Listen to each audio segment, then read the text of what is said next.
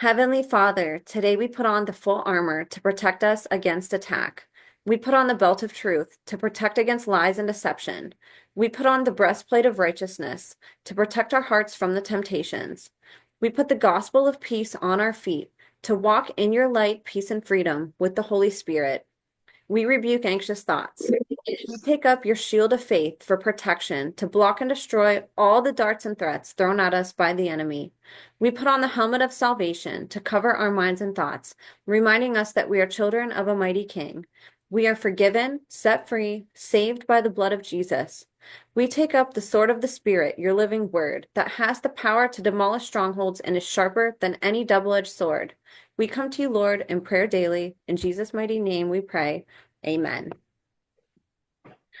What's up, you guys? Welcome to The Imagination. I'm your host, Emma, and today I'm honored to have back on the show for a second time a duo of hope and healing through survival and teamwork who are both here again today to share the struggles and triumphs of healing from satanic ritual abuse, mind control, and other forms of organized abuse. Introducing our first guest, satanic ritual abuse and mind control survivor, first-generational New Zealander, credentialed counselor with a specialization in narrative therapy, communication, small-scale group training course facilitator, traditional herbal medicine advocate, retreat co-facilitator, and healing warrior, Poppy Joy. And our second guest, introducing Kiwi Mother, healer helping survivors of satanic ritual abuse and extreme trauma, specializing in Brandon Bay's The Journey method of emotional release and cellular healing, and intuitive empath helping survivors to recover themselves and take over their soul light power, Marie Freeman. In a world veiled by silence, two extraordinary souls stepped into the light, their voices intertwining to weave a tapestry of hope and resilience. Poppy's debut on The Imagination marked a pivotal moment, a sacred space where, with Marie steadfastly by her side, she unveiled the harrowing chapters of her survival through satanic ritual abuse, mind control, and organized abuse. Together, they painted a vivid portrait of the transformative power of community friendship and the unwavering support on the arduous path to healing. Marie, a beacon of compassion, brought an unparalleled depth to that first episode. Her profound empathy and innate ability to hold space for survivors complemented Poppy's courageous testimony, enriching it with a perspective born of deep understanding and an intimate knowledge of mending the wounds of extreme trauma. In that tender episode we did together, a bond was forged, a dynamic duo whose presence would ripple through the countless episodes to come with Poppy Joy. Since that fateful episode, Poppy has blossomed into a regular voice on the show, her journey unfolding in real time. With each appearance, her confidence grows, her clarity sharpens, and her bravery shines, a living testament to the miracles that await on the far side of healing from SRA. At the heart of this transformation stands Marie, a steadfast ally whose belief, validation, and patient listening have been the wind beneath Poppy's wings. Their friendship is a radiant example of what's possible when a survivor finds a trusted companion who not only stands with them, but truly sees and believes in them. Poppy and Marie have become cherished figures in my world, their connection a source of endless pride and joy. Poppy's remarkable progress owes much to Marie's guiding light, her direction, love, and unwavering support. And the journey of a survivor's healing, figures like Marie are the unsung heroes, rare gems in a landscape where traditional helpers often falter, unaware of SRA's existence entirely or unequipped to address its scars. Marie is a treasure, a pillar in this community, a force in this movement, a gift to this world. Their debut episode, linked in the show notes below, is a must-see. It's a foundational piece and episode I urge you all to explore before or after today's conversation. Today, Poppy and Marie return for an encore episode, their 18-plus month odyssey together, taking center stage. This time, we delve deeper into the complexities of SRA, its psychologies, its pitfalls and triumphs, and the revelations that have surfaced as Poppy's healing journey unfolds with Marie as her constant. They'll build today upon our first conversation, peeling back layers of memory and programming uncovered in real time. Together, they'll shine a light on the intricate dance of healing, from the survivor's raw courage to the practitioner's steadfast resolve, overcoming the sinister designs meant to unravel the spirit. A trigger warning precedes this episode, as we'll navigate specific mind control programs and their lingering echoes. Yet within this discussion will lie a powerful tool for learning and healing for all of you. Poppy and Marie, warrior women united, step beyond the confines of a Western medicine model that has too often silenced and dismissed survivors. Their voices rise, unshackled, offering wisdom gleaning outside those rigid bounds, a beacon of hope for all who seek to understand SRA's depths. I stand in awe of Marie's fearless embrace of the unknown, her willingness to walk alongside Poppy through uncharted terrain, and our sweetest Poppy Joy, her public testimony, bold and unflinching, unveils the miracles that emerge from the ashes of trauma. Together, they are leaders, heroes, and role models in this community, transforming pain into purpose and trauma into triumph. It's an honor to get to share their story together, a legacy of resilience, unity, and the boundless potential of the human spirit. Before wrapping up the introduction of today's guests, I'd like to share a couple quick reminders and updates. If you're interested in being a guest on the show, sharing any information privately with me, or submitting a written testimony for my upcoming book series or to be featured on a Substack article, you can reach out via email at imagineabetterworld2020@gmail.com or standbysurvivors@protonmail.com. Additionally, I've teamed up with a couple of my favorite brands to offer you exclusive codes on products I love, such as Rife Technology frequency machines and CZTL's premium methylene blue. You can find all those relevant links and codes along with other resources in the show notes.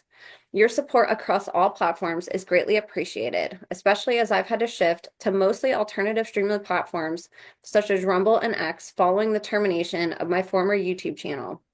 I've actually just started a new YouTube channel you can all subscribe to at the handle @Imagination Podcast Official that I will be rebuilding as well. This transition to using multiple streaming platforms is crucial to continue sharing vital information with the public and the disclosure community. Thank you all wholeheartedly for helping to make the imagination the safest space on the internet for survivor, whistleblower, advocate, and educator disclosures. Your support means the world to me. So you guys, without further ado, please help me in welcoming today's guests of honor, survivor and healer, overcomer and ally, and two walking miracles, fierce survivor advocates, voices for the voiceless, and dear friends, the one, the only, Poppy Joy and Marie Freeman. Ladies, thank you so much for being here today. What an honor to get to do a part 2 with you. Thank you, Emma. Thank you so much. And it's so good to see you, Marie. You look absolutely beautiful today. You both do. Thank you, thank you. It was obviously quite emotional hearing, like Emma, you are a prayer. You are a prayer. You are a dream come true. And it was my inner child was so thankful that you're doing what you're doing because it has been a long, long eons and eons and eons of time journey. To have you, Emma, be this space for this. It is a prayer come true. And to watch Poppy, I was reliving everything you were talking about in a speedy kind of like, this is your life kind of thing, watching how far Poppy has come and having the flashback, kind of like just catching up. Oh, I was a part of that. I was witness to that. And I've seen the horrific devastation that has occurred to just this one survivor. And to think of the countless survivors that this similar playbook has occurred to. It's real, it's big, it's emotional, and also there's a triumph. I really feel triumphant in this conversation being, it's kind of like I can see a dismantling happening. I can feel a dismantling happening. So to be talking about it, there's a joy actually now. It doesn't feel like it's too big. I know there's a lot, but we're doing it all. Yes, and like I said in the intro, people who walk by survivors are so few and far in between, especially when it comes to helping. And watching you, Marie, just hold steadfast next to Poppy, despite how difficult it must have been, it turned your world upside down to learn about this stuff and to deal with somebody who's going through it in real time. It can be, you take on the trauma with them, especially you guys have built such a beautiful friendship. And so I know that, helping survivors doesn't come with its own sort of secondary PTSD. And it's been beautiful watching you just, be strong. And I've seen your strength through all of this and the warrior that you are. And then you see on the other hand, from that first episode that we all did together and Poppy just crawling out with courage, but also feeling this reservedness and making this really big step to her just owning it now. All this time that you guys have been together, every episode, Poppy has just been stepping more and more into herself. And that's obviously due to her hard work, to the Holy Spirit, but it's not without having you by her side, Marie, this whole time, standing next to her. She credits you every single episode, saying she wouldn't be where she is today without you. And so I just thank you both. It's amazing seeing the teamwork that you've done together, the friendship that's been born from it, and that you two both went from, having so much like devastation in the beginning and understanding what all this is to now feeling just so hopeful and now sharing that hope with people. It's a really beautiful journey that you guys have been on together.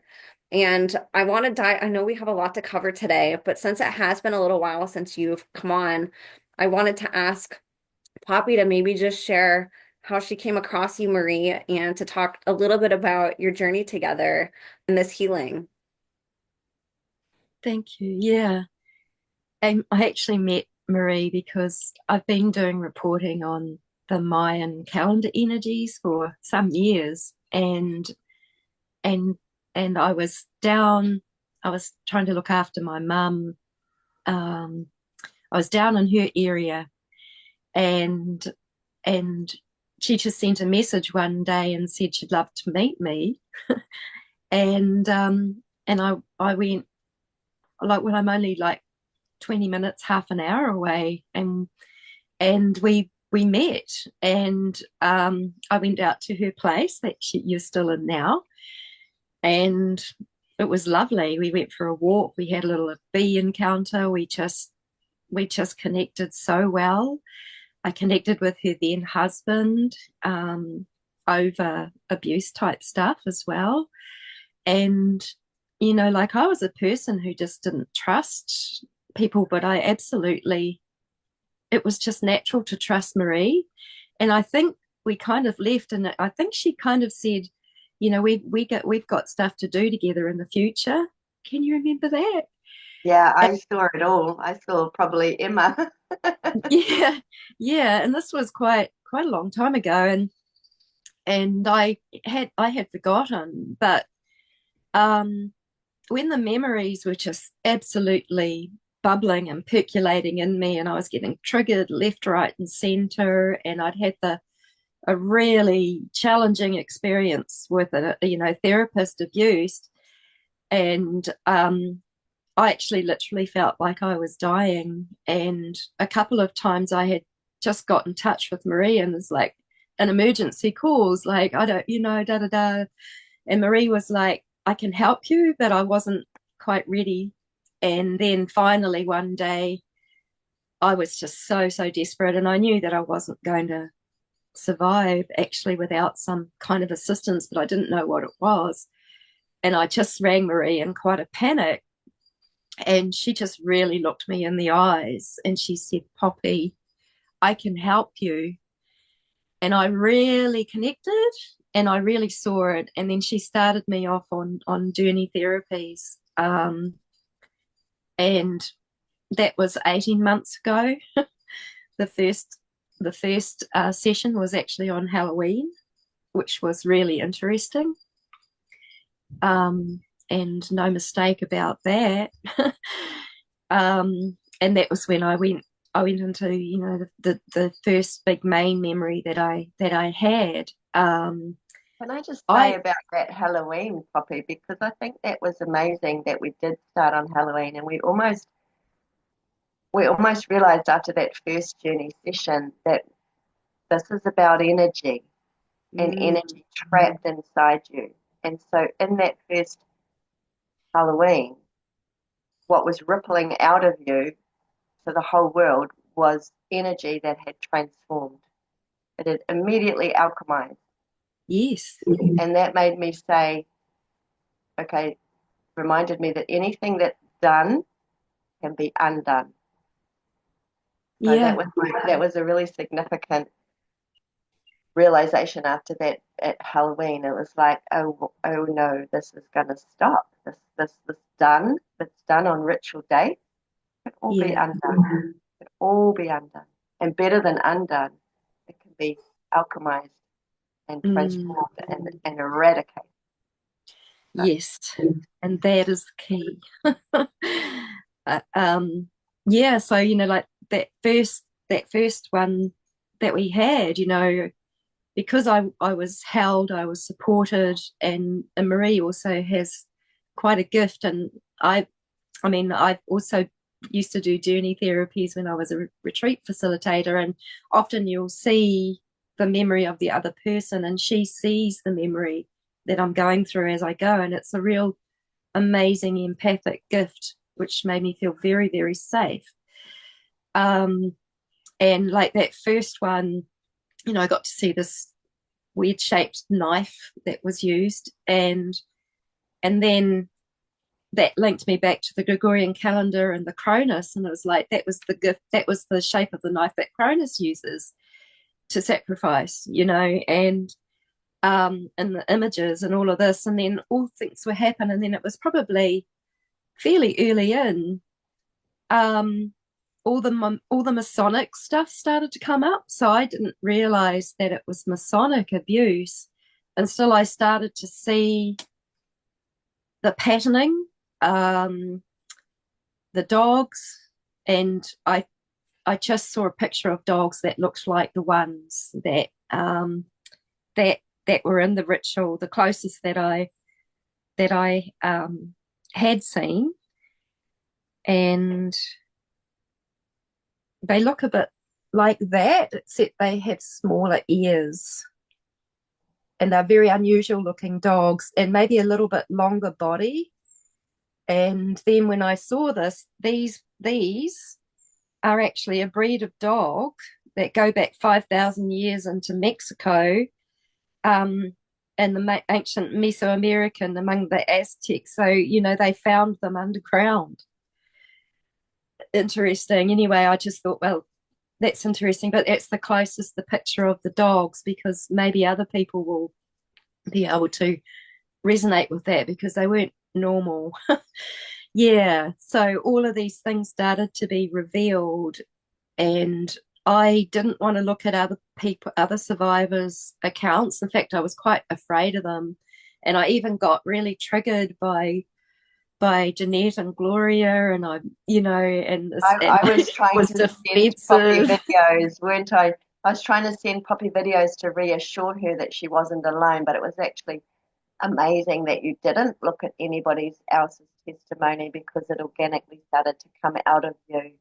Yeah, because I needed to know that what I was seeing was true, and I felt that if I looked at other people's testimonies, I might be influenced, but it actually hasn't happened. Like when there's a memory, it stays. It's like if there's an imagination, it vanishes. But when there's a memory, it's like, and this is what I realized last night when I was meditating, that you see further and further and further into the memory, whatever I needed to see for the energetic release of what has held on. So yeah, that's how I met Marie, and I honestly do not believe I'd be here without her. Even very recently, I just wanted to die again. I just wanted to get out of here. I just felt it was all too much. But and I started to be nearly fainting. I nearly lost consciousness a couple of times, and I started to feel exceptionally crazy, and I was having a big flashback. And then I in the end, I was trying to handle it on my own. In the end, I actually contacted Marie on like a Thursday evening, and she said, "Shall we journey now?" And I'm like, "Yes." And it was a really traumatic memory, and I'd got a little bit blasé even, and I think I was disassociating from my memories, but I got a little bit blasé and thought, oh yeah, when I see the memories I go, yeah, that's what they do, da da da.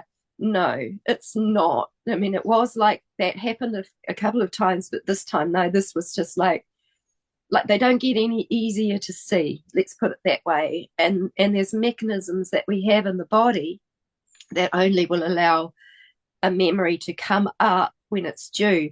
But related to this memory was like an extended long period of being detained underground, and there were other children. It was almost like there was one of us on each wall, and we were just left and tied and left in our own excrement. And I don't know, it could have been days, but it made me feel absolutely crazy, and I just wanted to be dead.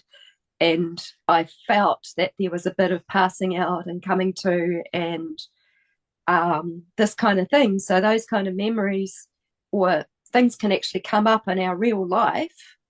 And, you know, I've got symptoms that support it. Yeah, the body is actually reliving, if you like, it's trying to show you felt like this, you thought like this, you're yeah, so it's a lived memory, it's the imprint, isn't it? So without understanding of that's an imprint of what I experienced, of a bit of levity in the darkness then, that's how the body wants to help you. It wants to show you this is not about destruction, this is about revelation. Yeah. And so I think that, you know, like when survivors are coming up with these really intense memories, and you can feel like you're going crazy, and then they turn to the system, they would be detained, you know, and incarcerated, and it wouldn't be dealt with properly. So it's a very, very vulnerable place for a survivor to be in. Without Marie, you know, it could have all just gone to custard. So here I am up again. I might put in there a little bit of personal testimony that I was adopted at birth, and my birth mother has passed away, but she was incarcerated for these memories, really, and these voices in her head, and was so the worst. So when I talk with Poppy and like just this recent journey, we had to go, what is the worst? You know, what is the worst that could happen? What is the worst fear? And even for another survivor mother whose daughter is actually in a holding space within the system at the moment, has got these fears of the worst that could happen for her daughter, the worst that could happen for Poppy if she was to be seen to be crazy, and the worst that could happen for me and the worst that could happen for my mother actually happened to my mother. She did get locked up and drugged and raped in mental health and healing facility for mental health, and electroshock treated. And then when she came out, didn't have anybody to support her with the memories and the voices and the imprint, and they got her in the end. You know, they took her down and she's passed away. So she's a huge reason why I do this, because she didn't have anybody. I came along late in her life to actually say, I believe you. And then it was too late. She was gone. And so also knowing that I'm a daughter of somebody that's been through this, growing up, my cellular memory when I was a young teenager was, don't talk about this because they will lock you up and horrible things will happen. But I didn't realize that I was thinking those things at the actual real time she was experiencing these things. So the lived experience in my mother was coming through to my connection with her etherically and even in my body. So I was reticent to talk about these things until I had healed enough of my own self to have the confidence to talk about them. And then that's why I'm so confident to talk about them and reassure. Yeah. So out of a lot of pain. Yeah.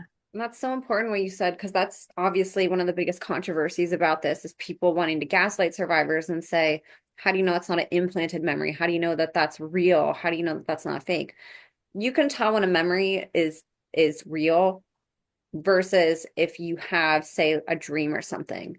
It's like you said, Poppy, if you wake up from a nightmare or a bad dream or just a dream, you think about it for a minute in the morning, and then most people almost forget their dreams. And you hear that from people. They'll be like, I had this crazy dream last night, but I can't remember it.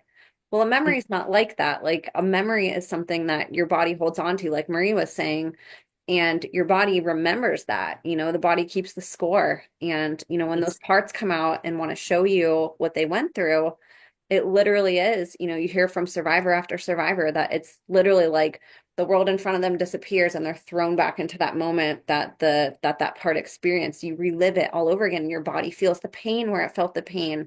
You feel the same emotions that you felt then. You see everything exactly how it was, and you almost, like you said, Poppy, like lose consciousness as to like what's in front of you. And it can be extremely debilitating. And it's something that society just doesn't understand, and again, I commend you, Marie, for, going on this journey with her and taking so much time to be inquisitive and curious and to understand instead of just saying, oh, you're lying, or how do you know that Yeah. that's real? The whole time you've just been so supportive to Poppy, and it's almost like God led you to that through what you went through with your mom, and obviously all of the learnings that you've had, learning about trauma and things like that. And it's amazing just to see like your own open-mindedness to just accept all of this and to believe it without question. What I want to say to the survivors and what this journey method, Brandon Bay's The Journey Method, has shown me is that thankfully we do have the body. So the body is the recorder, just as this picture is printed on this page. Those memories are imprinted into the body. So while your mind can be compartmentalized, disassociated, and programmed, the body doesn't lie. The body experiences it. So you can have a perception of that experience and you can paint that in any positive or negative light, but the body's memories are the truth. And so that's where the journey, it's like a shamanic journey. We're going in to empower the body to speak. And that's where we reconcile the mind with the body. So that the mind's experience can be telling you the story and the perceptions and even the fragmented programs, but we'll ask the body what really happened, what really occurred, and what did you really feel, and who was really there, and it will flash up like a movie comes alive onto a screen from the body.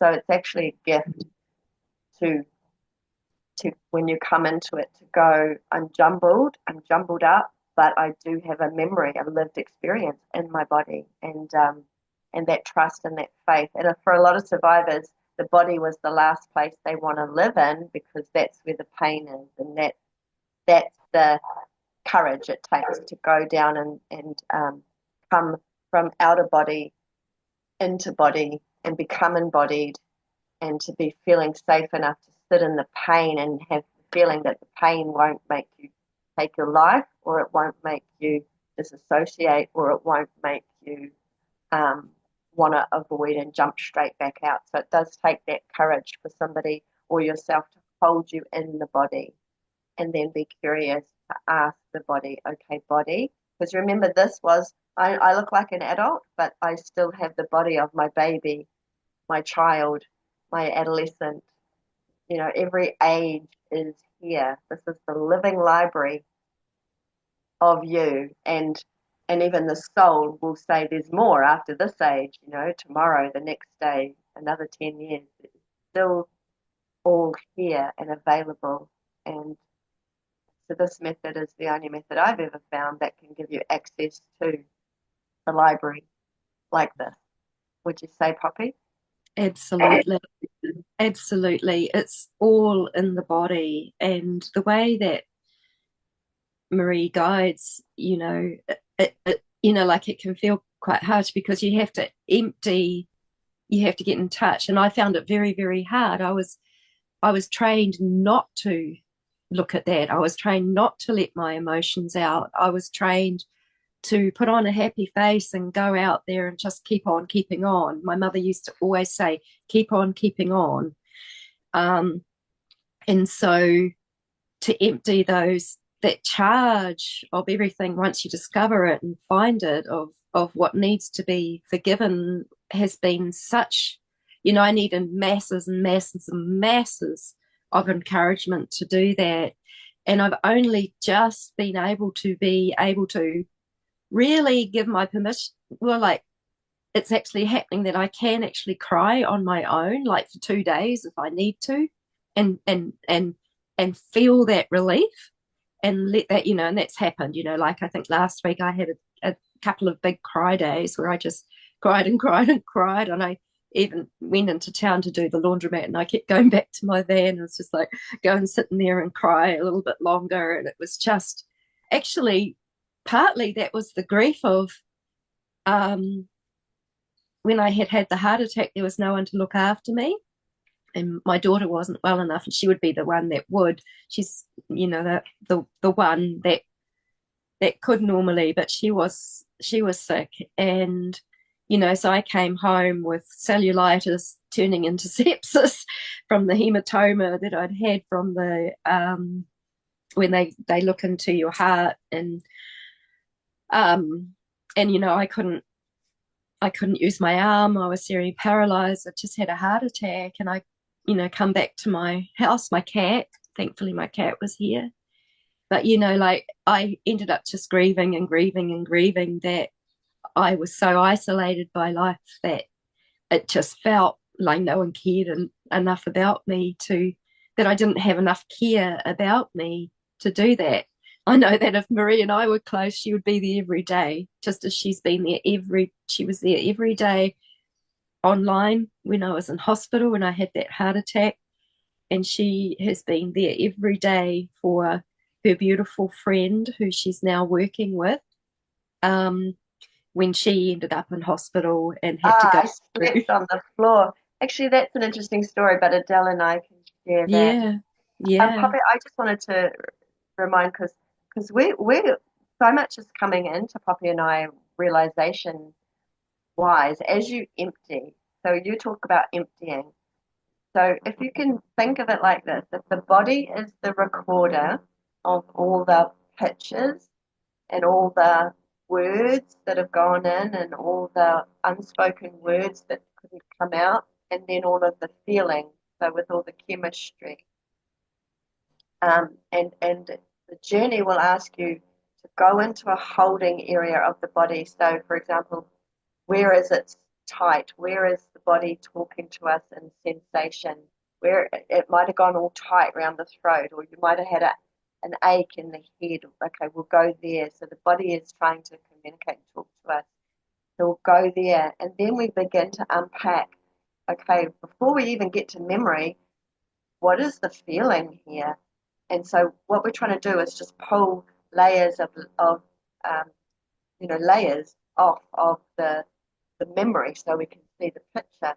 And so I was reminding Poppy that in her whole life, her whole natural development has been altered from a child to a young woman with, everything that's done to these survivors is distorting natural biology, and so hormones, chemicals, emotions, they all get really out of sync with a natural progression of natural development. And so the age that Poppy and I are at now, this is actually a gifting age called menopause. The gifting age is that all is revealed. And so menopause has been demonized to be a problem, but it's actually the age that all the lids come off. That means if you've got a bucket of tears, that menopause is like, you know what? Out it comes. If you've got a bucket of rage, watch out, because out it comes. And that's the gift of the body to say, you've you've you've you've been through childhood, you've been through possibly motherhood, you've been through parenting, you've been through raising, rearing, and now it's time to reveal what's left in your body to clear out. And so this natural evolution that Poppy's now catching up with is actually her natural menopausal and postmenopausal life with her body, which means that, yes, as a survivor, tears will want to come out of the memories, but that her body is now going, I support that clear out. I'm just going to cry whenever I feel like crying. There's no program that says now, because she's pulled off so many programs that say, you're not allowed to talk about it, you're not allowed to share it, you're not allowed to acknowledge it, even within your own body. So now she's befriending her body, and the body Yeah. is just having natural process. That's beautiful. And I want to move, I know that we want to talk a little bit about some of the work that you have done together and then integrating this third person that we're going to introduce today and talk sort of about that journey. But before we do, I want to talk about your journey together, navigating. And again, I mentioned a little trigger warning in the beginning. I'm just going to mention it here because we will be talking about programming just a little bit, but Omega programming, suicide programming. This is something that is very overlooked. Society has no idea that this exists, and knowing about it, a lot of survivors don't even know that this is happening to them whenever it is. They're just overwhelmed with that ideation and these thoughts that they cannot, get through sometimes, especially without help from somebody like you, Marie. And so I know that that's something that you have dealt with, and you just mentioned it, Poppy. And I'd love to talk about what that programming is for people who might not be survivors, and then also your experience going through it for survivors and how you navigated it with Marie's help and getting through that, because some people don't make it through, and I think it's one of the most important topics that we talk about with survivors to bring awareness, and then also, to society to help educate them on this very real possibility of what trauma survivors could possibly go through. Yeah, well, immediately what springs to mind, and this was just so recent, even though I had dealt with a lot of the suicide programs before this, but with this memory, I contacted Marie and I said, look, I've got all this codeine, and I keep thinking about it, and I keep thinking about how much I want to get out, and she was there, and this was I think it was to do with a memory where you're never allowed to feel it, you're never allowed to know it, anything. But also when the therapist did the abuse thing and she wouldn't, she didn't take me seriously, and here I was exposing things, I was massively triggered.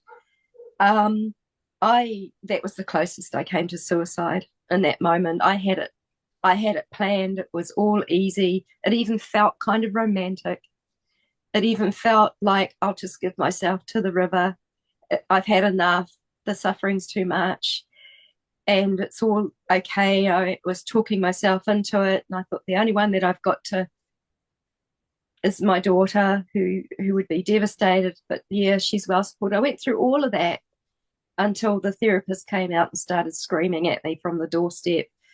It's all my fault, blah, blah, blah. And don't you commit suicide, da, da, da, da, da. And I'm going off to find out what to do, da da da da da, and and that stopped me. That actually stopped me from, it's so close. Like I've never been that close. Once as a teenager, it was close. I was trying to psych myself up to jump off the cliff onto the hillside onto a moving car, but and that was probably the second most closest, but.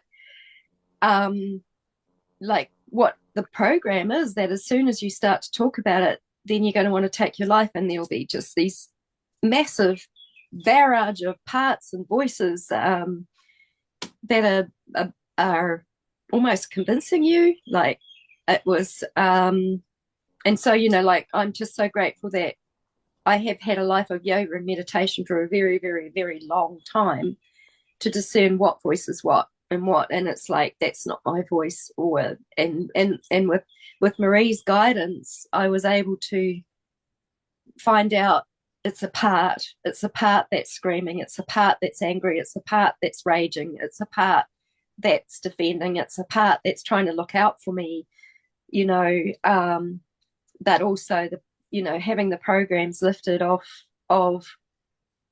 the suicide. I've had suicidal ideation my whole life, and it's been like a safety net. And says, well, at least I can just kill myself. At least I can stop it, and it is. I mean, that's when you have that much worth of self-worth left, enough to kind of just save you, take you out.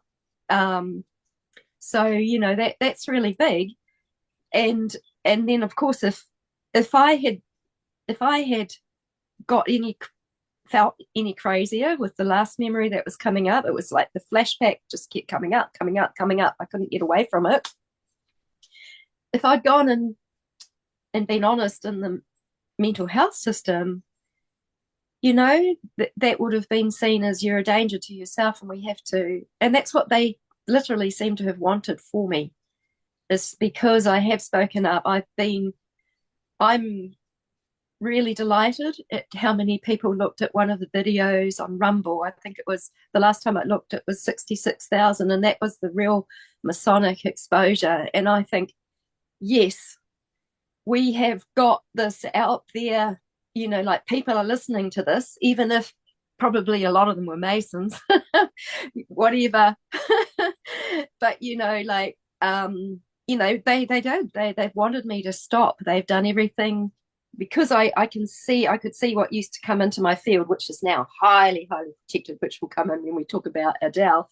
But before that, I could see what would come in, and I could even see people doing stuff, sexual stuff, and trying to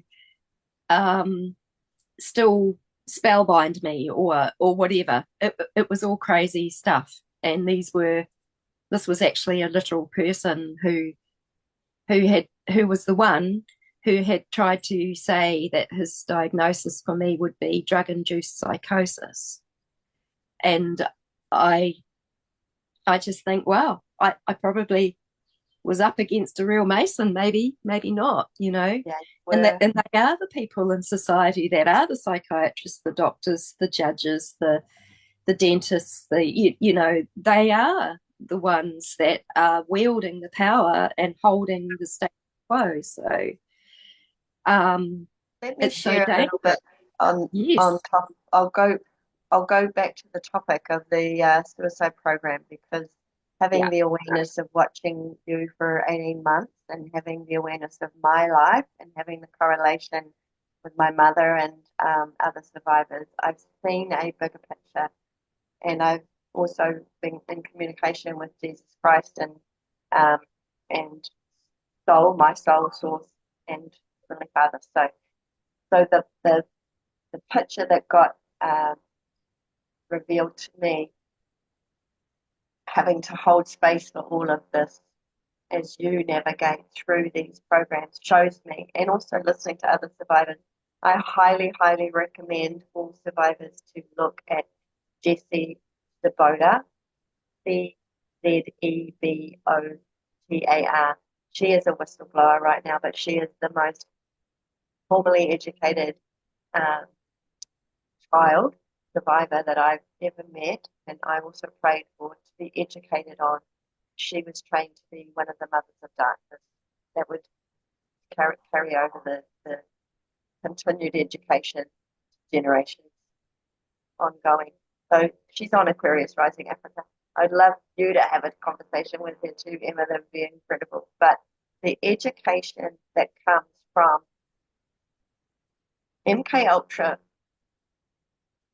I have to kind of start with the bigger picture. So you have entities, and you have these generals, the generals. So the bigger entities, say fallen angels, if you like, or whatever term you'd like to call them, the bigger, darker entities, and there's 9, we don't usually like to say their names, but like the Baal and the Baphomet and the Molech and the Abaddon and etc. So Jessie talks a lot about them, because she's worked with them, and they've worked to try to get all of this system up and running, as it has for thousands and thousands and millions of years.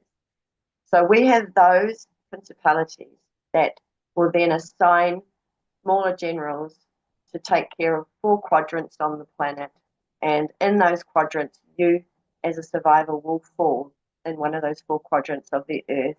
And then handlers come down, it's that pyramid, will come down from the principalities to the generals. This is all etherical, and then into the physical with the the the the ones that are governing your mind control and your upbringing and your experience. So, for whatever reason the survivor was chosen, they will eventually put in these booby traps of these suicide programs and these thoughts that you will end up growing up thinking are yours. And as you go into the I always do that because I'm saying there's a big bucket underneath here.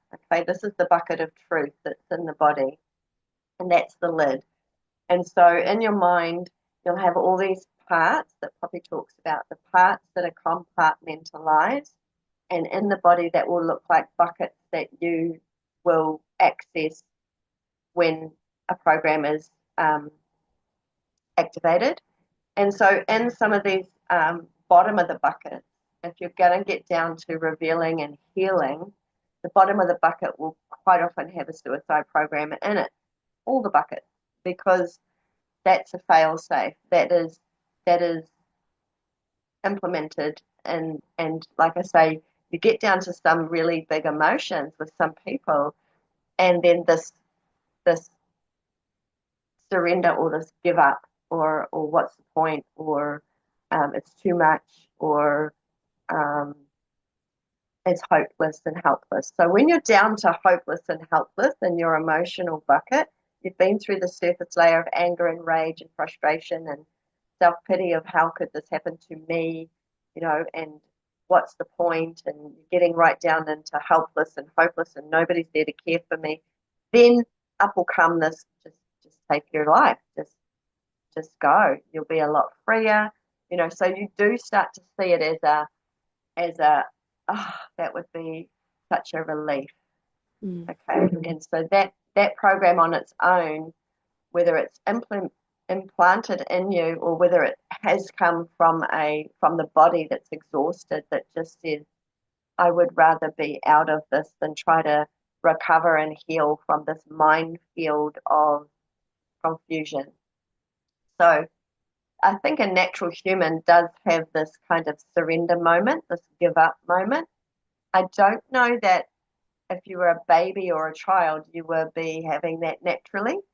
No, A baby or a child will be I embracing used life. to I used to want to be invisible as a child. That's how it translated. I used to try to will myself to just dematerialize. Yeah, because of that, already you were already faced with um, things that other children are not experiencing in their natural development. So, so, so that natural response is a human response to want to escape and to get relief. That's your natural response. Then, when the entities and then the generals and then the handlers and then the MK Ultra programmers will then go and work with that natural um, desire to escape your torture or your life of pain, they will intensify that. Mhm. And so that's why it does feel so much like it's my program. It's just been intensified, and um, then your lid of emotion comes down to just this loop. It's like a hamster wheel, and the hamster wheel of I'm doing okay, and then this hits me, and I get a wave of the feeling of wanting to take my life. It generates a charge. So you're actually being a generator. So when you get down into yo-yoing in and out of suicidal um, ideation, you're still generating a charge for them to siphon off of you. So having the awareness that I am having these feelings and I am having this feeling that I would feel so much more relieved if I was checked out of this life and then this would all stop. is a program that they want you to get to, because it is like trigger warning when they take a child or an adult to that point of near death through torture, and they hold you in that highly adrenalized state and highly energetic state where they can siphon that energy to fuel their existence and to fuel into legislation and other things that they need power from. So your battery source is generated. So knowing that, coming into healing, when you are acknowledging, I feel like I can't handle it, I'm overwhelmed, and I want to just leave and be relieved of the suffering, I don't know what has to take place for you to realize that's paying into their program, that I am generating energy for them. Takes a really big awareness to go, I acknowledge my pain, I acknowledge my suffering, and I acknowledge I just want to be relieved of it and love your body for the pain that it's in, but also see that's a trick. They're keeping me looping in some really heavy emotional states, and it's still feeding them, you know.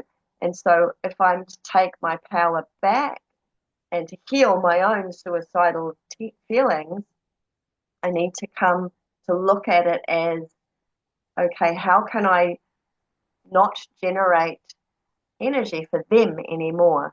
So that's where the emotional release comes in, because I will sit with Poppy, and if she will say, I feel suicidal, I will say, great, because you've named it.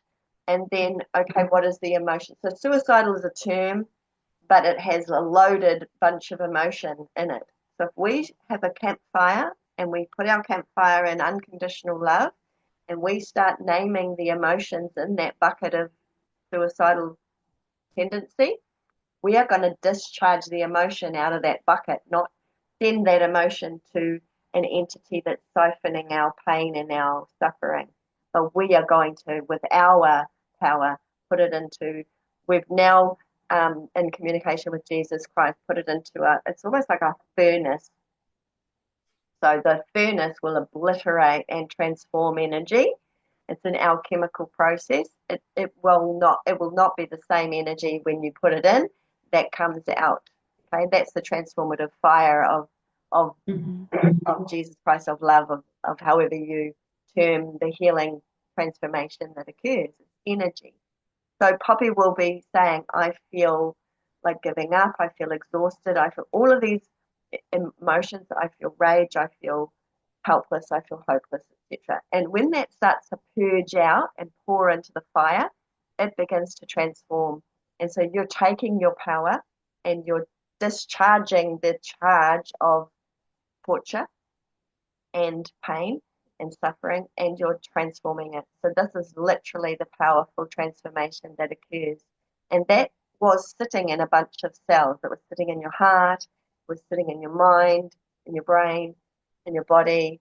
And so now with the discharging of emotion, the body is sending different chemicals to create different states in the group of cells that was holding. So, for example, if we go into a cancer, or we go into liver damage, or we go into a heart plaque, or we go into gut lining, that emotional release is transforming you right there and then to discharge something that was feeding an entity parasite and a dark overlord.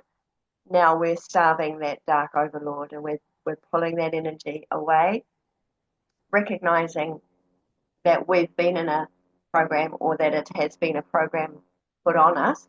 Either way, we're discharging the set of emotions in that program. So it starts to lose electrical charge and it starts to lose emotional weight, and that is the enlightenment.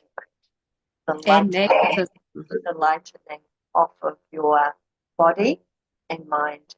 And and and that's what I've witnessed in Poppy, is that having the courage to go into the emotional programs And also another thing I was sharing with Poppy about the suicide programs was also we've been targeted, the healers that will help the survivors. So suicidal programming has been in me in my entire life. One, through my mother and father's own pain and torture and my own memory of the blueprint of their DNA. And then in my own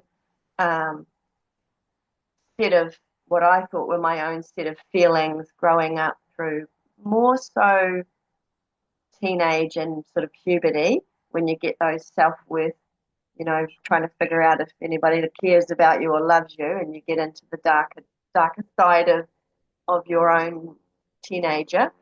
But realizing that even as a teenager, entities were enhancing my own natural programs of unworthiness and unlovedness, and so it would keep me looping in them. And not till later did we release the entities that keep you looping. But what I said to Poppy was that when I was in the lockdown time that we've had, and Baphomet and Lilith and Baal and Molech and all these ones were attacking me, that I would feel like the suicidal program was a great way out of all of that. So I took myself out to the lawn and I prepared myself to die. I gave up. I said, this is it, I'm out. And my soul came in and said, yep, let her die. Let all of that pain and suffering die. And this is a spiritual death. And I was like, what? So when a person in a survivor or anybody has a state that's coming out of their mouth going, I can't do this anymore, I've had enough, I'm sick of it being this way, that is the body and the mind and the soul trying to say, great, you are like in New Zealand we have cicadas, the cricket-like creature that will shed its skin every year. And you've got, many other in nature, like the transformation of the caterpillar to the butterfly that we know. But the spiritual death means that you are ready to give up a set of programs, a set of beliefs, a set of painful sensations in the body. You're saying, I no longer want it to be like this. I can no longer do this. I just want it to end. I'm done with this. I give up. Whatever. So you're saying the right things, and now you have to, rather than take your life and physically end a life, you're to spiritually understand that was a spiritual death. You've outgrown the body and the mind of those beliefs that are holding you back, and you can let them die. And so just like the cicada skin will squeeze out of the shell and leave a perfectly formed shell, but with nothing in it, no weight, no body, if you've seen those shells. And it's the same with the snake, etc. But so the spiritual death saved my life, because I said to Poppy, okay, when you feel like that, you go lie on the ground. This is what I did. This is what I was led to do. Lay on the ground, and literally, I've had so many spiritual deaths now that I've watched myself take my life, which is not a nice imagery, where I've watched myself cut myself to the point where I'm bleeding, and then she died. So I'm a part of me is watching another part of me take her life, and the relief of her dying. And then my eyes opened, and I didn't physically cut myself and bleed out and die. But the part of me that had that group of memories, that group of sensations and emotions in her experience, had surrendered life and had let go. And that actually gave more space to my mind, because now that part of that painful, tortured soul, wasn't taking up a lot more space in my mind, and I had more.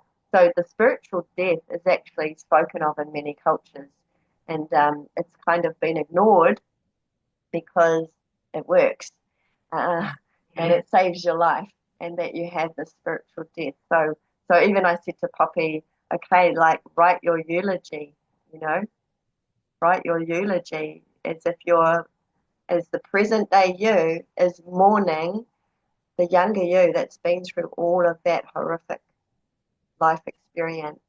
How would you speak about her? Here lays Poppy, beautiful, sacred child who has been through so much. And so you're actually really honouring the part that suffered. And the suffered one feels really heard and really loved, really integrated. So you actually, part of you dies, but it integrates the mind and the body to grow that child up to the present day. So when I talk about anybody with those programs, there's many ways that I can help guide somebody through a way that would suit them, whether they go in through a journey and empty the emotion, or whether they go and they take themselves off for a spiritual death. And I even had, I was lying on the grass, and the part of me that died, she was already kind of in spirit, if you like, and she was like, "It's so great here. It's so free. I feel so free." You know, it was a liberation of my mind. It wasn't actually my soul, and it wasn't actually my body. It was just a mind part that needed to die. And in that she felt, I don't know, more a part of my soul. So that's really powerful. What a reframe to realize that it's not literally that you want to take your life. It's that there's a part of you that needs to die in order for you to heal. You have to strip off the pain, strip off some of that trauma, some of the stuff that you don't need anymore, let it go so you can be more whole with yourself and be healed instead of holding on to that. And the more we let go of, the more that we have to, the more room that we have to receive what's meant for us. So I love that you're able to reframe that. And I want to ask you, Poppy, for survivors who might go through that, Marie gave some wonderful advice. Go lay on the ground, all this visualization, these really beautiful reframes. Do you have advice if somebody's going through that moment of wanting to take their life, and some recommendations or advice that you would give? I know it's going to be different for everybody. It's not kind of a one size fits all, but do you have anything that you've learned, or kind of, something that you do whenever that happens that can help kind of deactivate or turn that off when that program goes on? Yeah, look, I've had many times in my life, and it's like, you can call it a breakdown or you can call it a breakthrough. And when I realized that it was always, when it was coming up again, I would realize I'm going to have a breakthrough. And, like I remember, I'd just go to bed for 3 days and the magic would happen. I would be just because I would just be breathing, because breath work was my go-to. So I would just breathe through things. I might hardly eat. I might not really even look after myself in those times. They were so hard. I went through one with a partner, and he looked after me a little bit through it, and he was understanding, which was really great.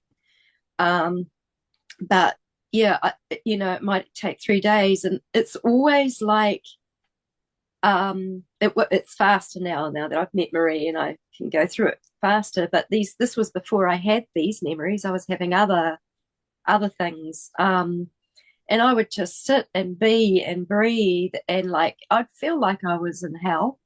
I'd feel all of that, and I would cry, but and then I need things like this to wrap around me, like I would just like need a blankie and to hold that or whatever. And then I would come through, and every time I would come through with massive life-changing revelation, and part of me would come back.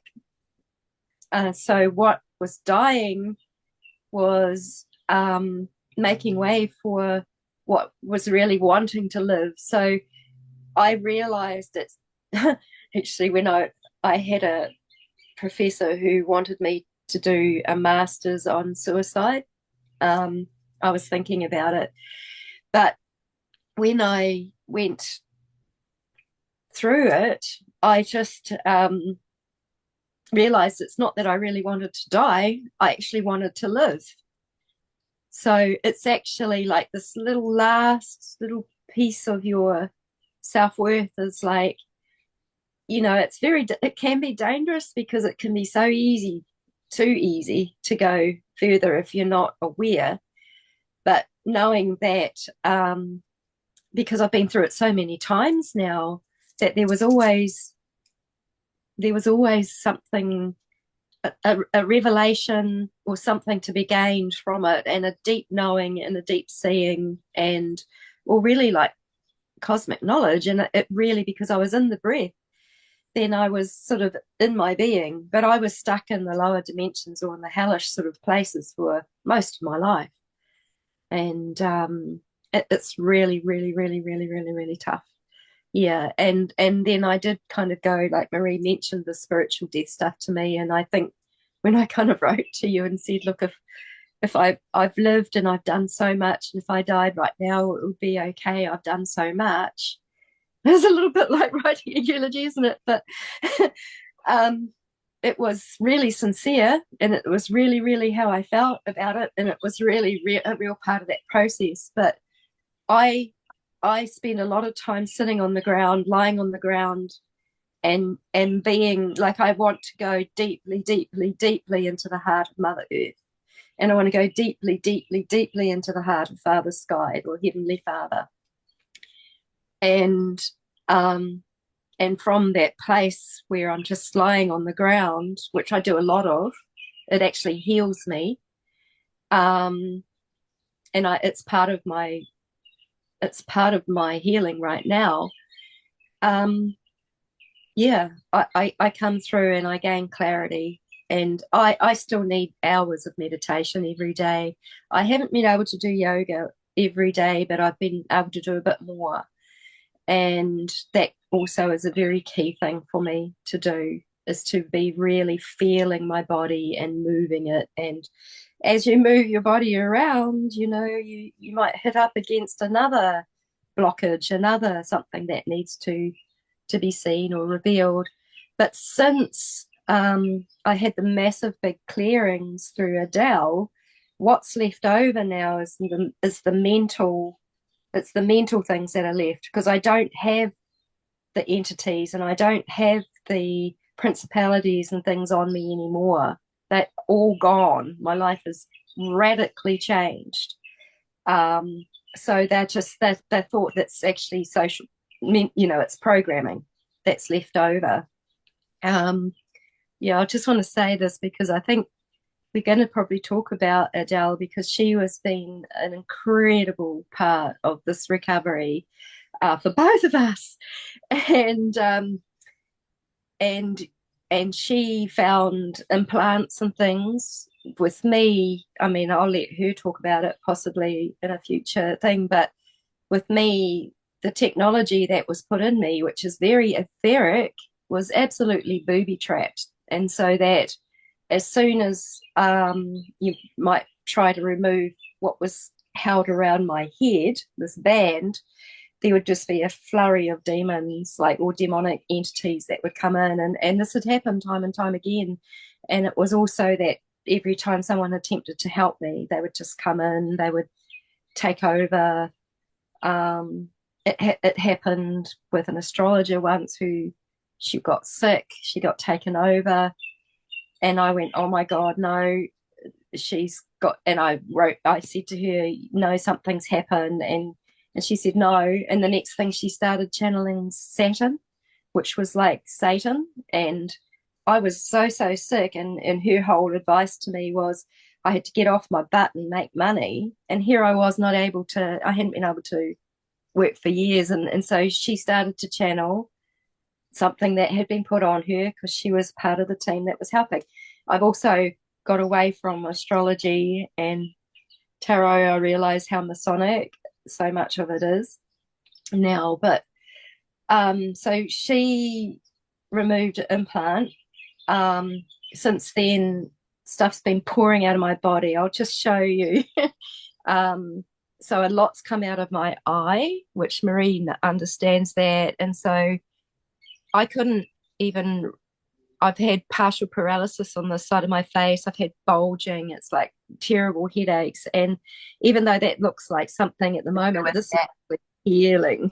Yeah, this is real healing now. So this is, I believe this was a physical, something that was maybe injected into my eye. That black eye thing that they do, possibly. I don't have a full memory, but we did find certain things like that in the journey, that there was liquid there, and it's highly, highly toxic, whatever and parasite. and Yeah. parasite. Yeah. So, and that's been flowing out of my body. I have to do lymph drainage, massage type stuff every day to keep it moving, and then I'll get high blood pressure as well because of that. And also I'll get high blood pressure when there's a memory that's really coming up that I have to deal with. And it can be dangerous because, yeah.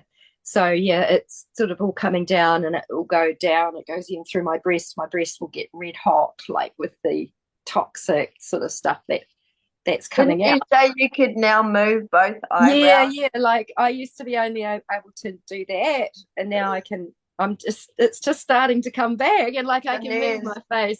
So it is progress, and that side has almost been a little bit droopier, and for as long as, I don't know, much of my adult life, and so yeah, so there's real progress happening. Things are clearing out. Of course, the body is the densest part of our being, so it's going to take the longest. Yeah, and that was with the work of Adele, and it was absolutely vital. She does all the clearing under the house, and like you can say a property gets targeted. What she found underneath my house, the house that I was staying in, because I was here, was absolutely satanic and astounding, right down to like pentacle patterns and eyes and all sorts. And she said she'd never come across something so intense, like the Heavenly Father and Jesus were just whipping around and clearing and clearing. She had everything contained. She was clearing, clearing, clearing.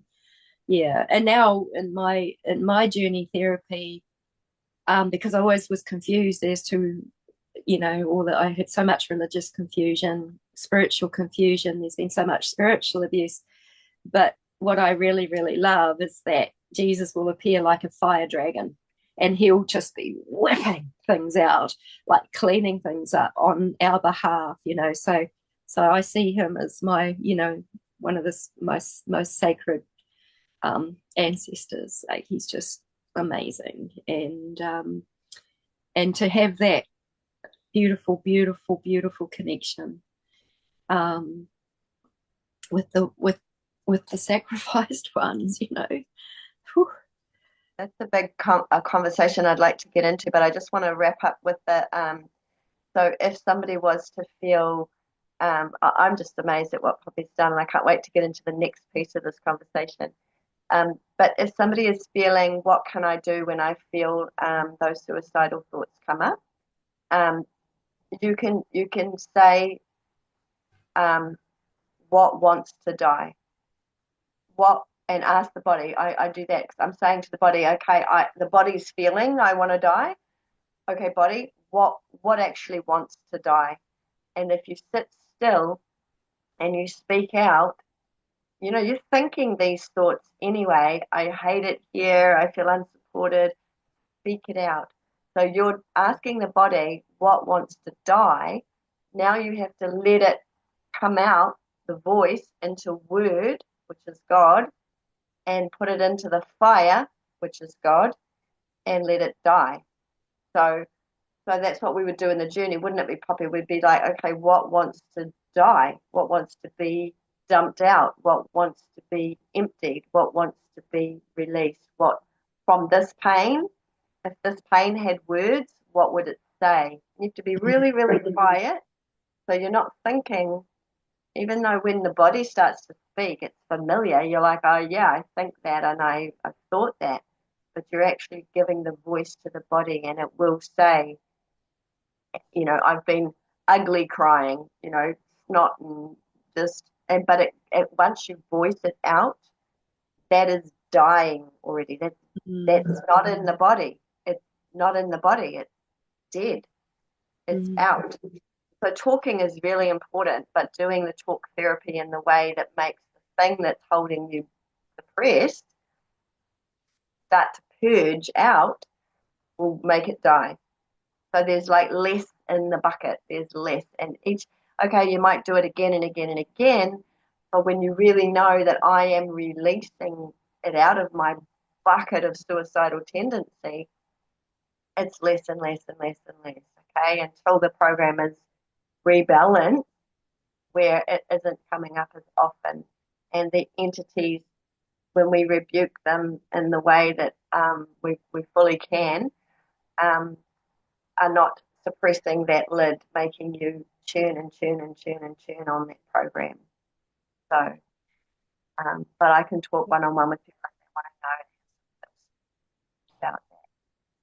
But So helpful. I just want to thank you real quick before we move on, just because there is so many people that there's so many people that feel helpless. There's so many people that don't have a Marie in their life, and so many people that are trying to navigate this alone, or they don't have the education to know like what types of programs that they have, what the different, alarm systems are that could go off at any given time, and it's so important. I always, anytime I hear about a suicide now, it always goes through my mind, like, was that them willing to do it? Was that just a feeling that they actually had, or was that a program that went off, and how sad how many people we've probably lost and never even knew that it was the body defending itself, and it was a reaction from programming and not like a willing choice. And that if we would know more about this, how many lives we could save from the people around us, and it's extra sad that so many people in our community alone, fall prey to this every year. We're losing so many survivors because there's not people like you, Marie, that like know about this and can help guide somebody through this, and somebody like you, Poppy, who, they don't know that somebody like you exists that's out here educating on this to help them navigate that whenever it strikes, and it's really sad. And now we have, people in society trying to activate that in survivors. We have the internet now and very malicious people going on there and trying to actually, perpetrate on survivors through the internet. And so it's really important. This is like one of the most important things to me, to try to get across to people, is just educating on this so we can save people's lives, that are getting out of this. It's like, what a miracle that they had the courage to leave somehow, or were freed from this. And then all of a sudden, they're gone to it again. And it's just so sad.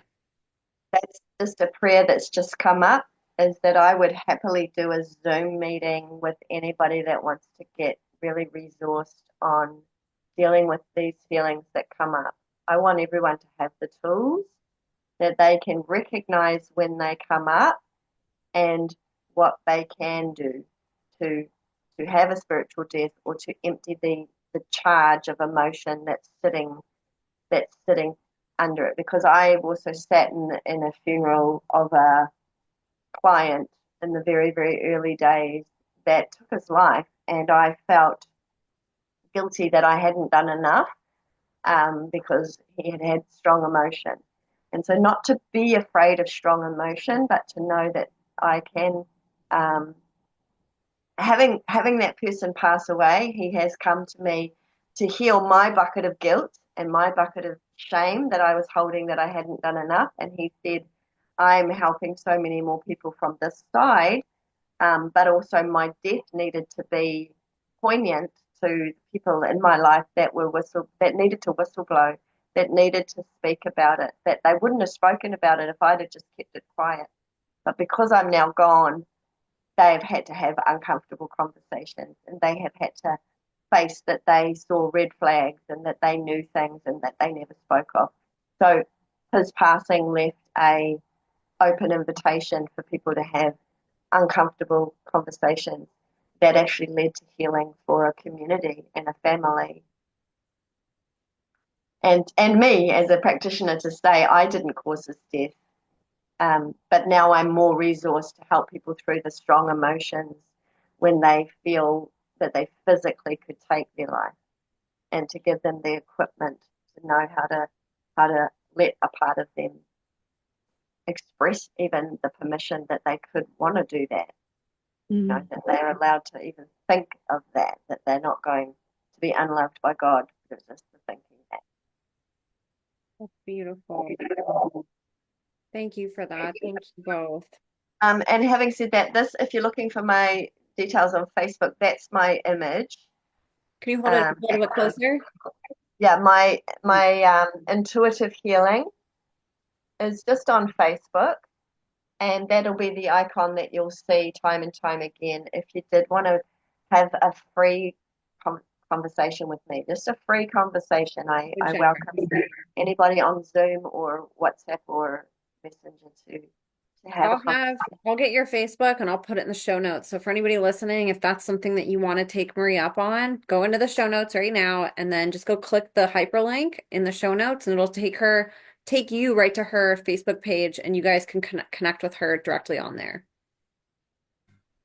And moving into this next topic of conversation, I wanted to really shine light on the survivor community, because what I've witnessed in myself and in working with Poppy, removing programs and suppression, oppression, depression from these entities, from these generals, from these handlers, from these family members, right down to stopping this beautiful child of God from living her natural gifts for her goodness of her purpose, rather than for having her purpose manipulated, subverted, inverted, co-opted, corrupted, and used for purposes to build this devastating dark matrix that we've been slave to.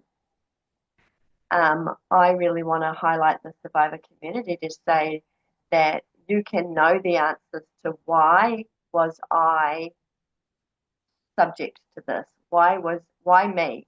You know, that is a valid inquiry, and Poppy has had some answers, been overwhelming, haven't they, Poppy, the answers that you've discovered.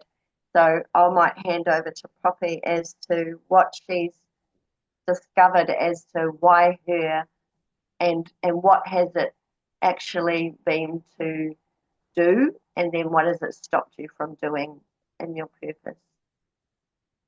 Just that little light conversation. Yeah, well, it certainly makes you look at why me, and getting a big picture on everything. It was always about subjugation and humiliation of my femininity, a lot of it, and so much around the jaw and the head. So there was a lot that was blocking off my, what I call my soul source stream, or that I think Marie introduced me that. It was actually broken. They put an umbrella over your crown chakra, don't they? Yeah, it's like a shield, which I had managed to bypass it, so I could still get through, but it was more like trying to drink water through a very fine straw than it being on tap, and also the disconnection from the earth, and almost like to fear the earth, to fear dirt, all that sort of stuff. And so much of it was about me to shut me up from ever speaking. And, you know, like so many of the releases, I still get a lot of trauma in the mouth where it will shake. I had a physical therapy care thing the other day, and I went into trauma release shakes, which I was really, really glad about, because that always brings relief into my body. But yeah, it was really, really to stop me sharing what I am and being an anomaly in the system. I would think I was born as an anomaly in the system. You know, I was one of these children that just was connected with truth, and I just innocently would say things and get incredibly controlled by doing that. It was like, it's not allowed. It's absolutely not allowed. And to the point where I I just had no sense of identity, because I thought I was wrong about everything and everyone, and I could not get it right. I just could not get anything right.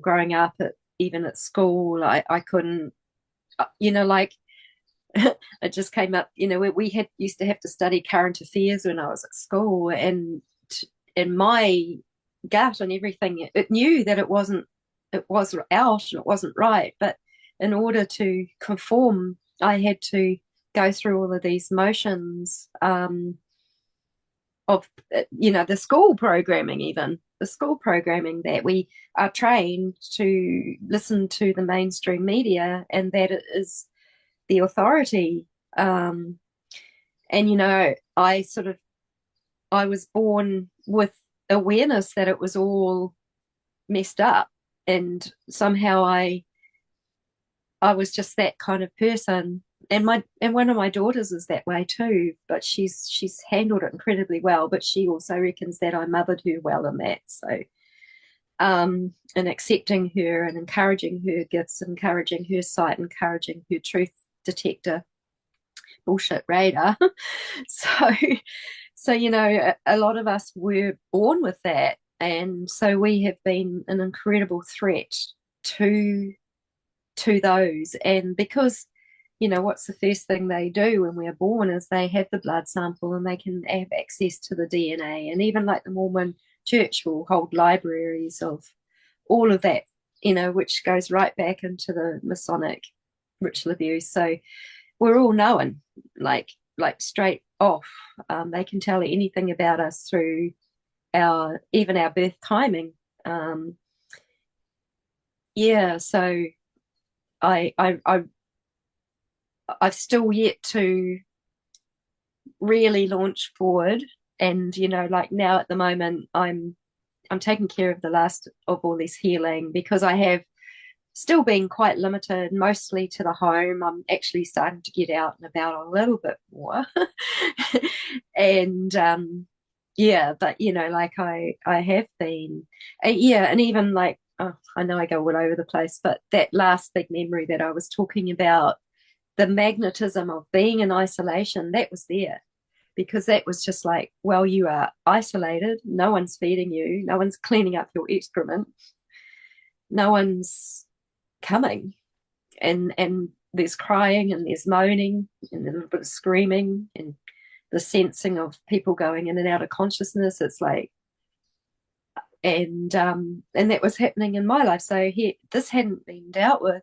It was still overlaid on me. So, and through my mental memory and my body memory, so I was still really magnetizing this feeling, this being isolated, and no one's going to come, and no one cares, and no one's going to help you, and you're not worth it, and you're used. So yeah. However, Poppy, even being isolated in your home, when we've gone into the journey and into the body, and we have confronted handlers, we have confronted entities that are behind the handlers, we've confronted dark lords, what this essence of you has been able to do within a journey process, just sitting on your bed at home, has sent ripples out into the field of humanity. So this is what I was talking about with having a furnace that we could put all of our emotions in, that Jesus says we can put all of our emotions in, or all of our pain and suffering, everything of our experience into the holy fire, and that it will be transformed. So with each survivor, when they take authority of their healing and have support if they can, or even on their own with a relationship with their soul, can go and put and express their pain and suffering into a holy fire of transformation, because the energy that was taken through ritual on these children. They've literally taken energy off of a child, and now they've siphoned that energy in towards a piece of spell binding on something else, whether it's to build somebody up or to build energy towards a prayer and a spell on uh, a tyrannical regime or a business plan or a financial plan or an educational plan to oppress people. It's needed energy to make these things stick and have a life where uh, they are powerful, they're full of power, and that they are able to make change in our world. So when they've taken that energy and even adrenochrome from the child, and that child now is in a recovery and is healing and reclaiming their energy, then it's like pulling back electrical current that charged up a hologram or charged up a physical something, and you pull it back, you're like cutting off the energy supply to the thing that they created. So little Poppy sitting on her bed has pulled weight out of what I know, and I can say, maybe Poppy might not be ready to say, but the financial collapse that has been preyed on and occurring in the world through greed, through stolen finances, through stolen energy, harvesting. These survivors, when they take their energy back, it can't be used in the same way under the occultic spell. It is over. And so what you have to see in the world, like Poppy and I would do a journey, and then fairly shortly thereafter, something would occur in Facebook land and in the alternative media that we would be like for example, all of us have been healing, and so changes of ownership of businesses and falling down of certain royal families and Yeah. deaths being reported of leaders of these Yeah, delete. Rothschild. Yeah, so Within so days every of the time. journey.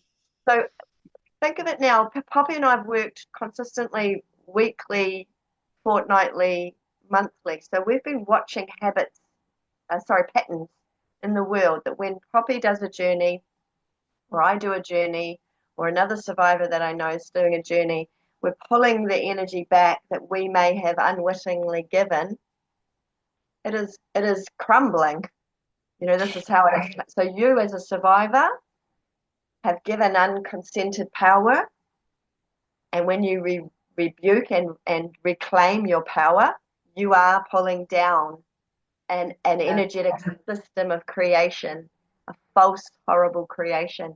So I want to empower you that what you do just by throwing some emotion in a fire, you're transforming it and you're pulling power back to you, to your soul, and taking all that siphoning back to you, reclaiming it for you where it was supposed to be all along for your healing and for your purpose. Yes. And so Yes. Poppy, you has not been sitting there doing nothing, No. and I was saying to her, it was the childhood dream or prayer that went out when we were children that says, I want to help save the world. Healing yourself is doing more than you realize to save the world, to change the world, to transform the world from hell on earth to heaven on earth. And we're just a piece of it, but we're a huge piece of it, this generation of truth tellers. And Emma, your platform, all of the truth tellers.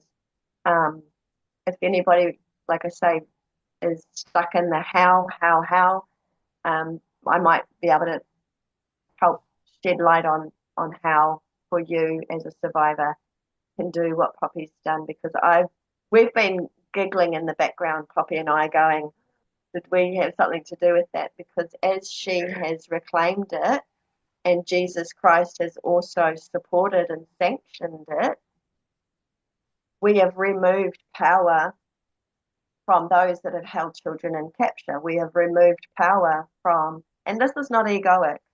Not No, at any no. level. This is not look at what we've done. This is the first time Poppy's not even spoken about it. I'm speaking about it because it needs to be spoken about. That you are so powerful. That's why you were chosen. It's been thwarted. It's been subverted.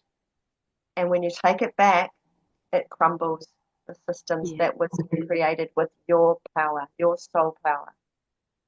And I think coming from you, hearing it from you, Marie, is entirely appropriate, because I've really grappled with the polarities of like virtually no self-worth and then delusions of grandeur, almost like that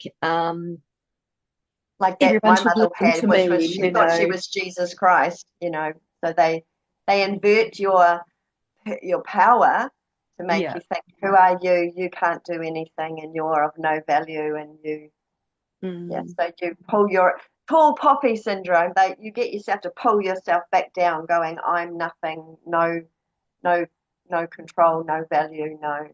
So you've come the polarity in Poppy from that no self-worth to feeling like I'm doing something very important but not believing it, to now the pendulum has swung back to the middle. And now, which I think, we've really seen the light being put on the Masonic agenda, and I feel like just even the opportunity to put that Illuminati covenant out and things like that actually made I felt it make a big effect on the field. And more people are and now like the Masonic people are really under the spotlight. And sometimes on your X channel, Emma, and I think someone had a dig at me, and so I said something about a silly old lady, but that I'm lying, and immediately I think that's probably one of them. So basically, or an entity driving them, because sometimes it comes through. But it's almost like we should take note of everyone that does go against these kinds of things, because why are they trying to stop it being said? They're keeping it, they're perpetuating things. The prayer is taking care of it. So what I've seen if Poppy was to name some of the people, and she probably won't at this stage, but and she alludes to it when she talks about the glow, the charismatic glow of politicians and there's been politicians, celebrities. So when you a lot of movies like show the witch that's taken on the youth of a child and has that beauty, right? So when you take that energy of your beauty back, when you take the power of your love and your physical energy back, then you now have your beauty, you now have your love, and you now have your power for yourself to be healing and tending to the things like the cancers and the issues that have been taken power away for other things when they should have been used for healing your body. And then it's taken away from that person that spell was entered into, and that energy and that adrenochrome and that literal energy of the child was put into, and it's taken back.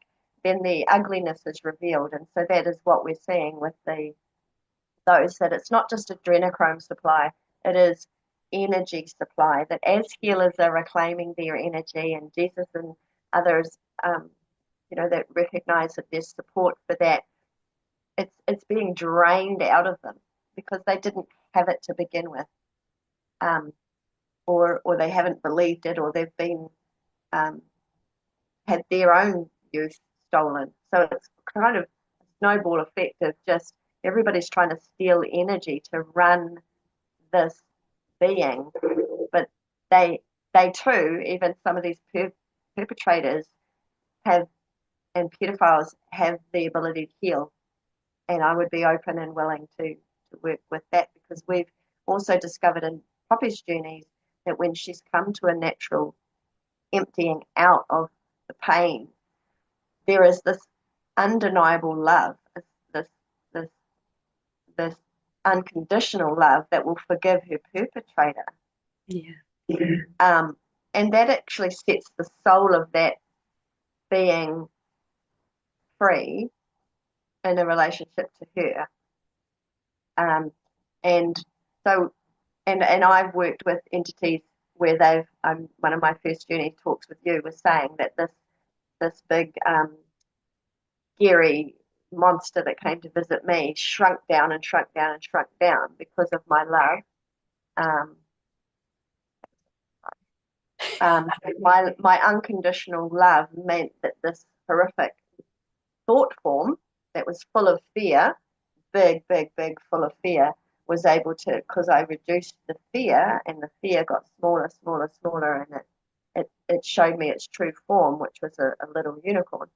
So everything, when we take the fear and we take the adrenalized energy and we take the power back for our soul field, it is saving the world, and it is transforming. And I'm going to add too, real quick, I think you guys made such good points about how some of the best things about who you are as a child and who you were born to be get turned off. All the things that are magical to you, they're turned off. You're told that you're worthless. You're told that you can't do anything. You're made to feel like you need somebody to control you. And so like you were both saying, you give your energy away saying, okay, well, I'll do whatever you're going to say, unconsciously or consciously, and obviously a lot of that's programming. But I think it's always good too to remember that, one of the things that I've learned doing this podcast is that the reason that why me, that really important question that torments so many survivors, is because you were special. It's because they recognized that you had a higher IQ than the average person. You had and came from rare bloodlines that possessed higher propensity for psychic abilities and psionic abilities. It's because you had more intuition. It's because you learned quicker. It's because you had all of these characteristics that to them were more desirable than the quote unquote average person. It's just it became distorted. Instead of taking those gifts like how a healthy parent would and growing them and saying, wow, you are such a talented, smart, amazing child. Let's grow these gifts in a way that's going to make the world better. Instead, they inverted your gifts and basically used them for their dark agendas, and made you feel ashamed for them and attached those gifts to guilt and shame and to all of these negative emotions to complete control. And so you had to give up your gifts too, and the things that they recognized you for, which were because you were special. They turn those into things that made you shameful. And so then you turn those things off and you become ashamed of those things.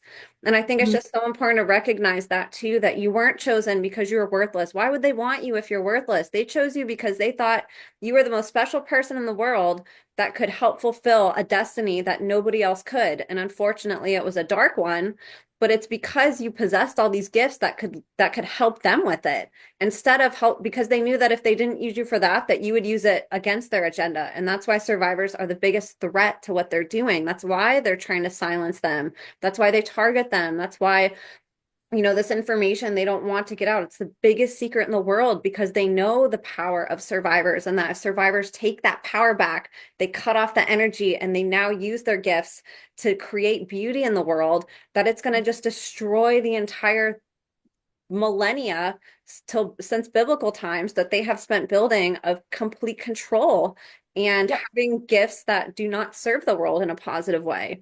So I think that's also important to remember, because that is like, so many people are just tormented with why me, instead of realizing that, well, why not me? Of course they wanted me. Like, I'm amazing, and I'm not going to give my power to them anymore. I'm going to take my amazing gifts and powers and use them to make the world better, And so it's really beautiful that you've been able to guide Poppy to that, and that Poppy's, gone on her own journey to recognize like what's special in her, and that the why me is not because of all the negative things and the lies that they told, but because you are so beautiful and so talented and so amazing, and you have so much power to take everything down, and you're doing it just in your own home, like you guys were both saying. Like, that is so powerful, and so it's really important that we talk about this and remind people of that, because for far too long, survivors have spent their whole life letting their energy be siphoned and letting somebody tell them how they are and who they are, instead of them recognizing like how beautiful and special and incredible they are. They've had their energy inverted. They've had it stolen. They've had it loosed and siphoned and used for bad, when Yeah. all along, like, those gifts and those things that made you special, you can take them back at any time and use them for good, and realize that they've been in you all the time, and that's the reason why you were chosen. So I just had this glass of water in front of me, and I wanted to remind you that each one, what you said, Emma, was so perfect, and I wanted to expand on it because each human being is this. Actually, it's a full glass, full glass of light-filled water, which is what we are. And when anybody, any human, or particularly these survivors, have had a lid put on top of this beautiful, pure, light-filled water that we are, that is made of stardust, that is made of all of the elements in our body, when it's got a lid on it, it's only a lid. It's still here. It's just a lid.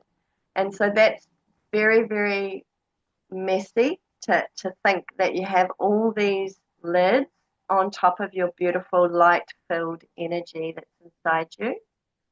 But the best thing I know about working with the journey for 30 years and recovering my own light-filled water, my light, is that it just had a lid on it. And and take your time. There's no hurry. Your body, because of the age of the healing, will just start to come up at the right time for you. And when you do, I want you to remember Emma's podcast and all of the survivors around the world that are saying, put out the prayer for somebody to come into your life, and because we're all answers to each other's prayer. We're all connected. This water-filled light connects us all, and we've just got lids on. So Poppy's said that she really struggled with the feelings of grandeur. My mother, that passed away, would say things to my other sister that she thought she was Jesus, and that's a lovely, mental health program that people that have bipolar or mental health disorders that she's crazy, she thinks she's Jesus and that kind of thing. But she had actually discovered and felt her light, and the light was trying to save her through her dark story. And with Poppy, this has been the most beautiful thing to witness, is that by moving all of think of this like a sponge, and initially all this water is kind of dark and dirty, and that's the cells holding on to all of the pain and the torture and the emotional chemistry of anger, rage, grief, sadness, loss of innocence, and so the aim is to get this beautiful glass of water that you are back to this nice, clear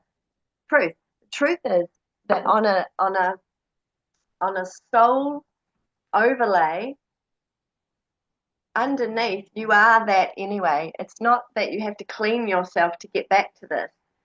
This has been overlaid with the mind that says, now I'm a dirty glass of water, a glass of dirty water. And so you actually, that's not true. You are the clean, water-filled light all the time, 100%. Otherwise, you wouldn't be alive. That's what the soul and the Heavenly Father gives to every animal, plant, tree, living creature, is this whole 100% soul, water-filled light that you are. And then all the imprints that get put on top mean you can't see it, and you can't feel it, and you can't believe it, and you forget it. And that's the amnesia that is just put upon. Um, pulling off these emotions, pulling off these memories, pulling off these beliefs, you get more of your light quotient available to be felt. So whenever people say, I can't feel love, it's just because there's a cover over love that now I can't feel it. But when you start to pull your pain off of it, you can start to feel it again. So it's all in the nervous system. The nervous system is actually your greatest ally, and it will be the pain language that the nervous system uses to bring your attention towards the healing. So pain is actually your natural ally because it holds the red flag and it says, over here, I have pain here. Could you please come here and uncover my pain so that I can feel the love that's underneath the pain? And so um, with Poppy pulling off those hours and hours of unworthiness and programs and beliefs of you're never going to be able to live your purpose because you're powerless and you're unworthy and you're worse than that. You know, the most horrific things that have been said to program these children of their beliefs. When they're pulled off into the fire, and actually at the fire, the campfire, we will have those people that may have been the perpetrators of those programs. So initially it might be parents, might be teachers, might be doctors, might be church leaders, and then even deeper than that, it might be the entities behind those. So you'll have a boyfriend, and then he might have had an entity, a sexual vampire attached to him, and that's diminished your self-esteem. And then a girlfriend, or like actually everybody in the world has had parasites, whether they be internal parasites and external parasites, but they've been guiding the way we play the play with each other. We talk the talk and exert power struggles over each other. So with Poppy reclaiming some of these conversations that could never be said at the time, that's another tool in the journey. You go down into the voice of the body at that time. So the body might speak from 5 years old, it might speak from 10 years old or 25 years old, and it will speak at that time to a person and say and get off their chest whatever it is that never got said and never got out the voice at the time. And I'm just conscious my son is coming. And you're able to speak to these perpetrators that have instilled some programs that have kept you away from your light, and that have made you believe that it doesn't exist at all. And when you empty it and say this, that made me feel, and you empty those feelings, then you are really left feeling underneath that program of, wow, I can start to feel my light. So even some of the journeys I've done with Poppy have been really hard, have been the ones where she's like, oh my gosh, I can feel my light. But the program of the mind, the natural program of the mind is fear, doubt, and judgment. So she's had to then do journeys with herself at the campfire that's not believing she is the light. Okay, so this is the part of her that's been really programmed to not believe in her light, not feel her light, not know her light, and so the beautiful reunification or the reunion of the self, and she's always gone in and spoken to the younger child, and that has been the ones that caused the greatest tears in me, witnessing a reunion and a integration of the mind. So this is where we start to take the mind control off. And Poppy, do you want to speak about those journeys where you started to feel yourself back in your child? Yeah. yeah, so actually in the whole journey process, like as as these things physically leave, I'll actually even start to feel like a vibration again in my body. It's like the chi. Am I answering it the way you, Yeah, yeah, however you're going to express it. yeah, like I'll actually feel the chi at, like, the prana, or I guess Life you were force. saying the life force. I would actually feel it come back, and you could literally feel the heaviness of that thing leave right there and then in a journey. And that would be after, like, I'd be almost quite exhausted by the amount of emotion that I would have released to get to that point. Yeah, actually, I keep getting the image. The last one I had, like, we have the bucket and you empty out the bucket. And when I looked in the bucket, there was this perfectly clear diamond left in it. And we kind of really celebrated that, didn't we, Marie? Yeah, because the shiny diamond light. Yeah. Or opalescent diamond. Yeah. Yeah. And So, your peace has come back on because the nervous system is finally discharging all these programs of anxiety, coping mechanisms. Yeah, so I've watched your nervous system come back yes. to ground zero, um, and Yeah. that's really beautiful. Yeah. And to actually, like, so much tension can come out of the body. It's like you go to sleep at night and you lie down, and it's just like, it total relaxation. Whereas, like for years and years, like I couldn't sleep without, medicinal cannabis. I haven't been able to sleep because my body would just be tense, like tense, ready, you know, and and it's such a relief for that to go.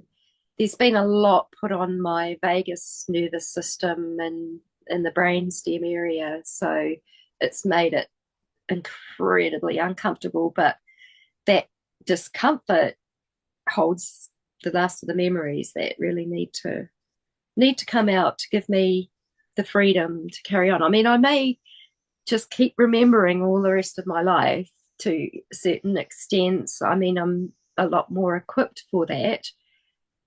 The relief that it takes to have these things off is so incredible.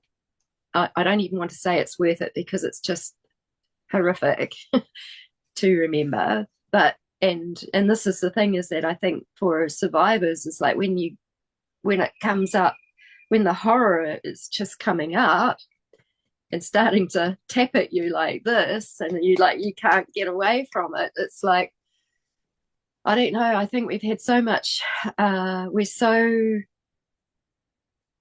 our pain threshold is so high, um, that it almost seems like it's always like a massive big emergency so often when they do come up. But then that was how it was in life.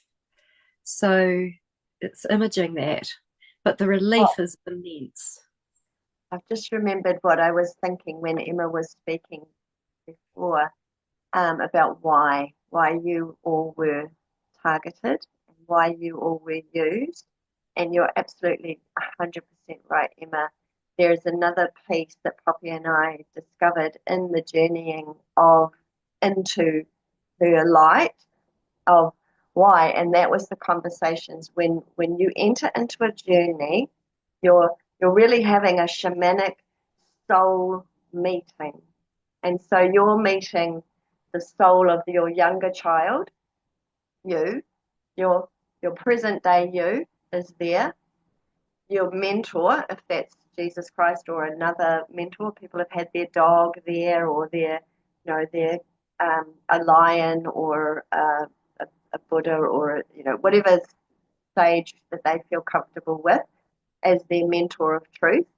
And then these other people that we've had, that we need to emotionally release to. And so in the journey, Poppy has come to really understand that this is a sacred space that truth gets spoken. And so when she is questioning she's emptied out her pain to the fire of when this torture was done, I felt da da da da, and the inner child could never say stop, could never say get off, could never, and so she's able to express that out, and the body's actually verbally stood up for itself and said no, stop, and all this kind of emptying out of the cellular memory. When that's emptied out, we're then listening to the perpetrator tell us truth. So if they have a soul, they speak. And what they have shown Poppy and I has been even further on from the work that I've done for myself. It has given such insight and education as to why they chose her, why they've done it, and what it's done. And so the kind of revelations, Poppy, isn't it been in the most, and also the confidence that Poppy's gone, tell me more. I need to understand more. And then more truth has come back. And so the kinds of things, Poppy, can you just think of a few things that they've said to you as to why they've targeted you, and what your power and energy has gone into, that they've used you for? Think of anything, Yeah, otherwise I'll have to speak to that. yeah. It seems that because I think we're all born with a different frequency, and I think love is the portal to all the higher frequencies. And I've always maintained love through it all. It's almost like you can generate a heck of a lot of energy, but it was generated for them and not for me. Trying to think of different ones. I was a threat. I was a threat to their orders, been a threat to Lucifer, to Baphomet. Because of that power of love.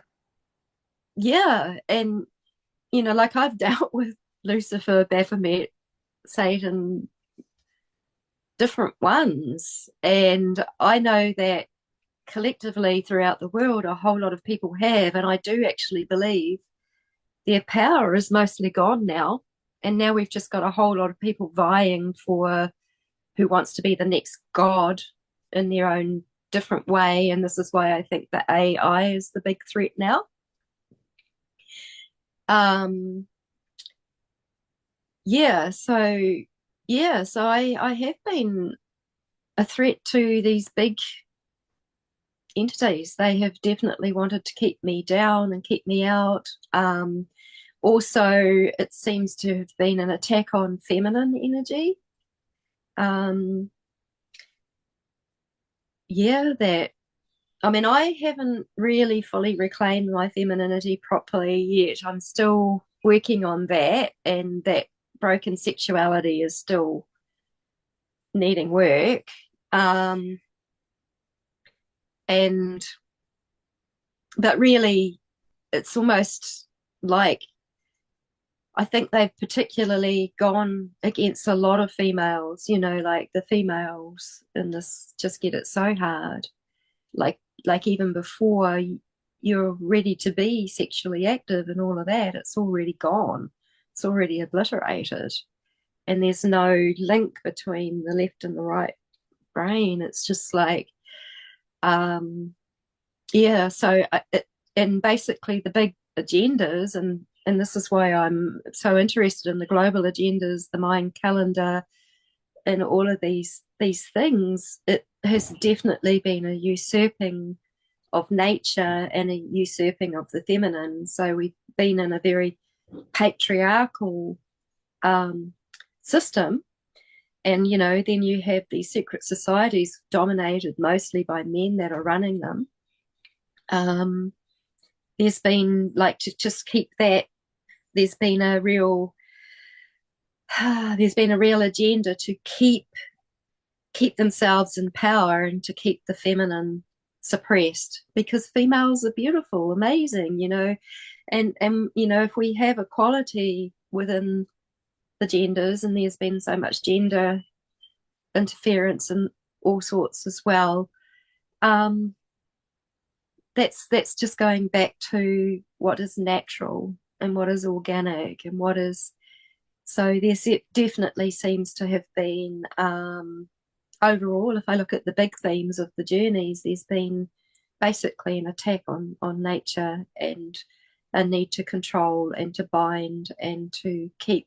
It's all been about domination and power, and the financial system was a big one for me, where I believed I was used to empower financial legislation.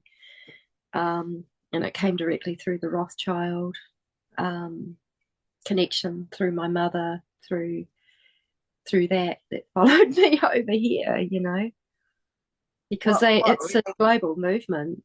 Mm. What really appeared to me, because I'm witness, I'm observing what's happening when Poppy and other survivors are going down into these dialogues with these entities, actually, whether they be the entities in their parents or the entities in their church leader or the entities in their partners. They're being corrupted to have entities come through these relationships. But the big picture is definitely that the Poppy, you use the word suppress the feminine, but actually what I just got then was, so when you suppress the feminine, so think of it as eons long, this battle to suppress feminine power, but actually it's to use feminine power. So for that matriarchal world or patriarchal existence, and to be out of balance with nature, they've actually had women on tap to drain the feminine energy and then subvert the feminine energy. So think of it like hot and cold tap, which is the left and the right mix. If you're running a bath, you want the right temperature of hot and cold, feminine and masculine energy to run a human body or an animal, or everything needs the electrical charge of feminine and masculine, the plus and the minus wants to be balanced for this operation and this function of a human being or a living being.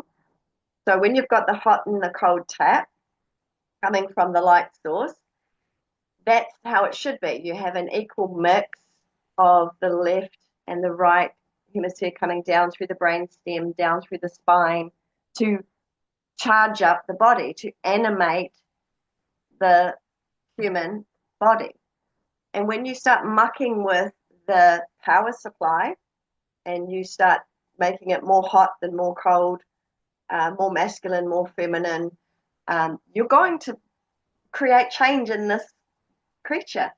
And so when you have a ruling, a dominating species or group that have come and founded Earth and wanting to create a being that they can control, they're going to play with the natural biology of God and change up the feminine and the masculine energy, which really does distort you straight away. Straight away. From a little child, I was very fluid. I was like, I don't know if I'm a boy. I don't know if I'm a girl. I don't know who I'm attracted to. I don't even really know, and I don't even really care. But I didn't really feel a girl, even though I had a girl's body. So all of that distortion of the feminine and the masculine electrical current that runs through the body and down the brain and down the spine is going to throw everything out from the get-go. Then you have an agenda that wants to subvert that. So we're going to confuse the feminine in men and women. We're going to confuse the feminine and we're going to take it because it's a creative force. So the left brain is your logic and your reason, and the right brain is your connection to God. It's your creative force. So the two of them must come together to really give you a well-rounded human, and a sort of a balanced functionality between creation and logic and that will keep you safe on the planet. You know, you'll use your logic, and your creation will just get you to the point of, you know, something interesting, but it won't put you in danger, and you do something stupid like run off the cliff. You know, like, oh, it's a great idea to think I can fly, but the logic will be like, really? Really? So you need both, and you need them in perfect harmony. And so I think of it like this. I always say left and right brain. Actually, one of my sons is left and right brain equal, which is quite rare. But most humans' brains, and then their minds, and then their hormones and the chemistry will mean that you're starting to get a bit skewed, and you get a bit dominant. And then you'll have an experience in life, say, like the parents divorce, and a mother has left the family, or the father has left the family, and the child needs to step up that masculine energy or that feminine energy to help the mother and the children and the household. And so you're starting to sort of get dominant and one one energy, a feminine or a masculine. And so we really get skewed, and then we get these agendas put upon us as well. And so what we're left with is, what is the chemistry, what is the energies, and what do they look like? And if you think of a yin yang symbol, where the white and the black are actually equally proportioned, that is a pipe dream for most humans, because we've got one, the white is more dominant, or the black is more dominant, and that's the yin yang, the masculine, feminine, and it sort of gets really askewed. So our talking to these entities will show us that they've suppressed a feminine, but they haven't. They've put the lid on. They've put the lid on, okay, but then they've got a sucker that's draining out. So think of this as the body. You've got the crown chakra, which has now got a lid on it, which means that God is not able, it's coming through, but it's not getting through as much. And then you've got the chakras down the body, where entities have attached in to the base chakra, the sacral chakra, the heart chakra, the throat chakra, etc. And they are draining that life force away. So your feminine energy has been hijacked. And it is because it's a creator energy, it creates life. And it's linked to the right brain, and it's got a direct access to God, because God has given feminine the ability to create life. So your life force, and this is how I found out, by journeying with my blood, and when I was being siphoned sexually through thinking I was having that beautiful union of holy love making. I was, but I was actually being siphoned away to have that creation of my prana, my immediate connection to God, drained away, and then taken that feminine energy onto darker feminine sexual energies, which fueled a sexual vampire. So I really want to have a topic talking about how our relationships and the sexual vampiric entities are really ruining everything in your feminine and masculine identity. And Poppy talks about the id, the ID, id, and then the entity that gets attached to the baby. So now you're an id with an entity. You're an id entity. You're an entity attached. Id. You're So yeah. So these conversations that Poppy was having was really alluding to the fact that, yes, she was a threat, because her feminine energy, it's actually bigger. It's way, way, way, way out into the stars before we've come to the planet. That this soul light that you are, that doesn't even have a body yet, is known out there in the universe. And then when you finally come down into form and you're born as a baby, as a child, those that are out there that have got their eye on Earth, that have decided they're going to thwart and use humanity as a slave race, big conversation, will target the ones that are really well connected to the cosmic mother and father, and have that well of knowledge and knowing of who they are as a light. So that's like your 100% faith of knowing who you are. So when that drops into a baby, they already know that one.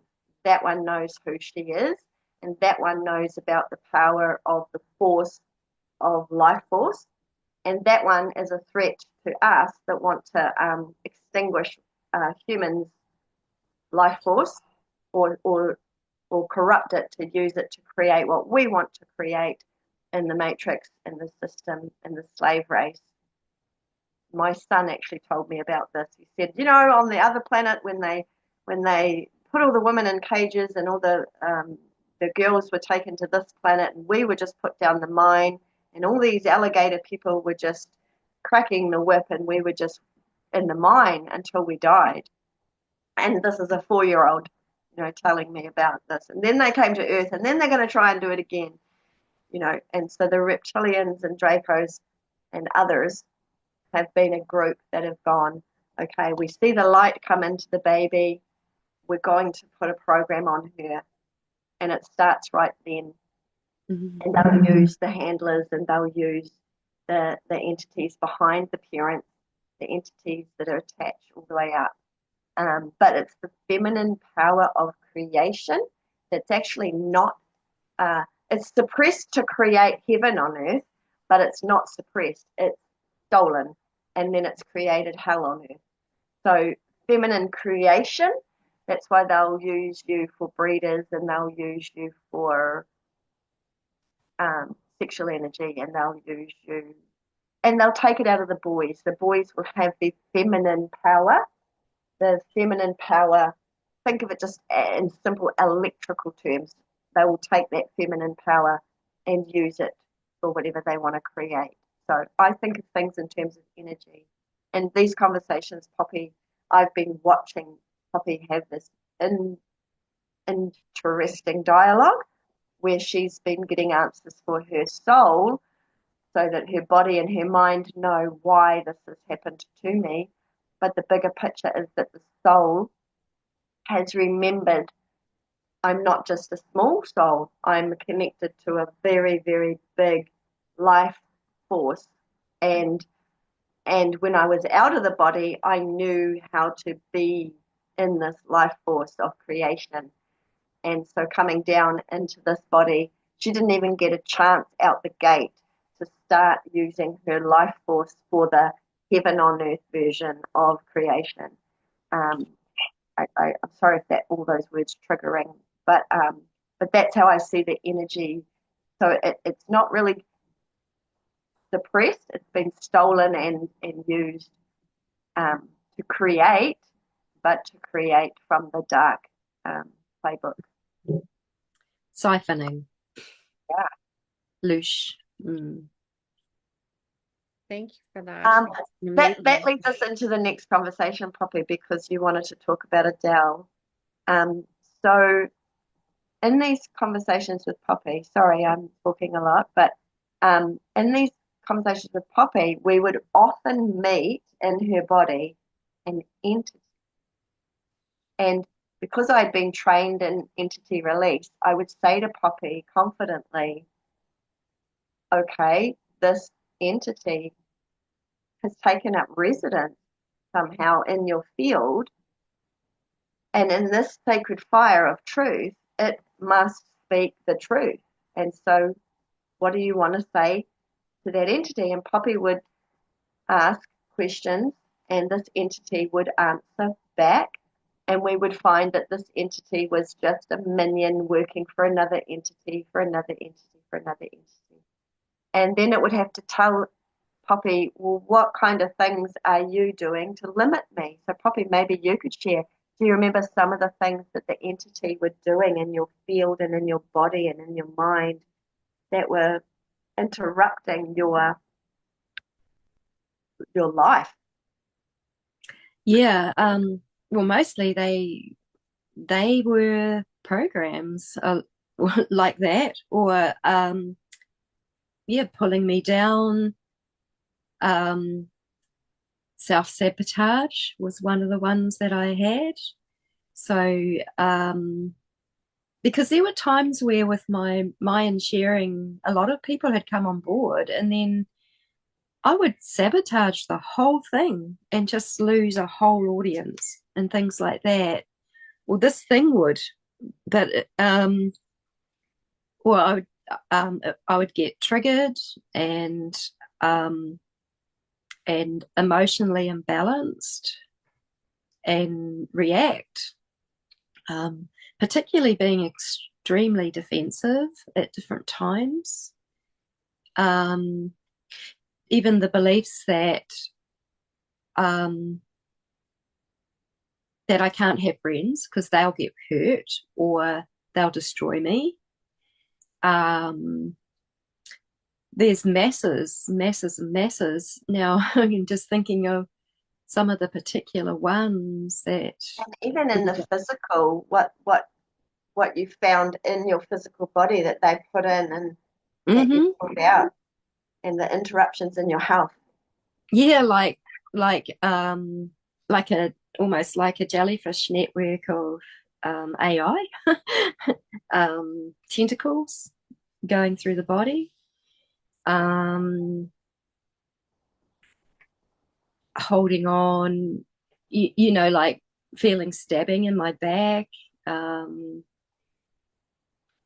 all sorts. What I realized what it is now. Electric shocks.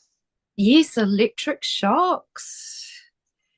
Um, yeah, like big sounds, big which I don't know if it was actually being hit. Well, yeah, I think there were times when I was actually hit with an energy weapon as well. But in my head, it would just be like, you know, like this, just this massive big, you know, which interprets to crazy if you go to a doctor. Don't mention that.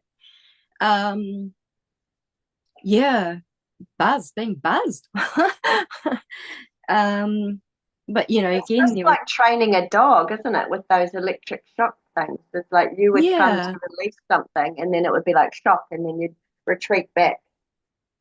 yeah. And then they did do that kind of stuff to me with MK Ultra because I have a memory of being hooked up to some kind of apparatus. As I remember in my lateral vision, I could see lights and things like that. And it was like there was something that was monitoring my frequency. And every time my frequency would go up, they would buzz me. And it was like I wasn't allowed to feel joy. I wasn't allowed to feel happiness. And so it was like, it's dangerous to feel joy. It's dangerous to feel happiness. It's dangerous. Painful. Yeah, painful. So I'd get buzzed. And then, well, I think I was shocked because I had the memory. I could literally feel this stuff and like a bridle in my mouth. That's what it felt like. But yeah, different times in life, I could actually I'd get to a certain point, things would just start to be coming right. And basically, it's kind of like the memory of being buzzed, or sometimes maybe I was being buzzed. I'm not sure exactly how that went. But what I now realize is because I've been quite interested in remote viewers and how a remote viewer can be given a target and they can go in there and they can feel and they can know. Well, it's like when I put my life up on a screen, I'm actually moving through space and time to that actual experience, and I'm seeing it from the outside. So initially, before I was seeing Marie, I was mainly having more body memories, more like flashbacks and things like that. But then, like I was in it, but then it was like I was looking at myself as if I was looking from a screen with protection, with my mentor by And me. I can just say right there that that's Poppy returning to her full powers that they knew she could do, which because of her Mayan connection to understand that time isn't real and time Yeah, isn't linear, that we are the time travelers. We all are the time travelers. And so she's now able to free up her body, free up her mind, and free up her, uh, extra ESP to now go and do the travel through time. Which is a little bit like hypnotherapy, except that what I love about the journey is you're actively doing, you discover it, and then you're doing the work right there and then. So you're not just left with the images of what's happened, but you're dealing with it right there and then. You just said something really important that we need to say, and your viewers can think we're crazy. That's perfectly fine. I probably would have as well. But what Poppy just said just then is why they target you, why they stopped you. Because if you can go back and fashion energy as far as transform it from dark to light in a moment, in a in a in a now moment, that is pretty powerful. Yeah. And you can go ahead. And that'd be why, okay, the secret space program took us and used us. Okay. And and and that's another conversation. But to reclaim the energy from being a secret space program soldier to back into your purpose work, which is to build this heaven on earth and to alchemize. You know, this is the sci-fi stuff, guys. This is the reality. Is you are living in such a multi-dimensional, energetic, holographic world that if you were to believe in yourself, you can create changes for the better, and what was being used is create changes for the detriment. That's why this knowledge has been kept for you, because imagine everybody with a dark agenda would want to go and interfere in natural life by just ego destroying things. We have to wield this power and knowledge with the light, with the responsibility that comes from the greater good, and that comes from unconditional love. So why haven't I healed until now? Poppy's an older lady in her life. Why haven't I healed till now? It's because now she has the responsibility, the ability to respond to this, the responsibility to do good with this and to alchemize evil energy, especially when it's been her energy that was started out clean and pure to be inverted. And yeah. Yeah. And I do want to say, especially to younger survivors, look, I really want to encourage you to clean out and do this work now, because it will go to the body and you will get sick if it's not taken care of, because our body is a feedback system that is showing us, the body's remembering and recording everything that happens, and it will be held. So really encourage you to do that work. And as hard and difficult as it is, the relief far outweighs, when it's over, what's happening. I mean, I know sometimes we're still targeted and it can still be really dangerous, but even with this work that Adele has done, I'm more target proof. And technology taken out of my eye, like I believe that they could see through something that was put into my eye. And when I did that journey therapy and that was actually disabled and removed, everything changed. And it was almost like there was a frustration out there in the field that they couldn't see me anymore. They couldn't see through me anymore. And I don't know how that works, but it was a very, very real thing, and it was very obvious to me. So that's what I noticed when Poppy was having the dialogue with these entities and these programmers and these handlers at her campfire. Okay, this is with your eyes closed and you see it in the etheric field. You can see more once you've cleared this third eye. You can see more. You don't have to see, but you can feel and sense that these people are here, and you can dialogue with them. So, but what the conversations were coming back were saying, it was like a confessional for them, because we would say, what have you done to this body? What have you done to this field before you go and you take all your technology out of this body and out of this field? Disclose what it is that you've done. So it would be like, oh, I gave you headaches and you thought that was just you having a headache. That was us. Oh, I gave you, that constriction in your throat that whenever you got around somebody that could possibly help you, you didn't speak up. Oh, I gave you that. And it would be the most interesting confessional, because you just get so intrigued to know, and it really does put your sense of, I knew it, I knew it, I knew that I wasn't crazy. And once you start to really believe in yourself, you start naturally purging and detoxing. But then when we met Adele, and Adele being a survivor of family incest and SRA, we started to put together the lifetimes of this same playbook, every generation, and this memory that it may have happened in your own ancestral DNA, and that you're the end of the line. So that it's choice. It can stop here or it can continue here.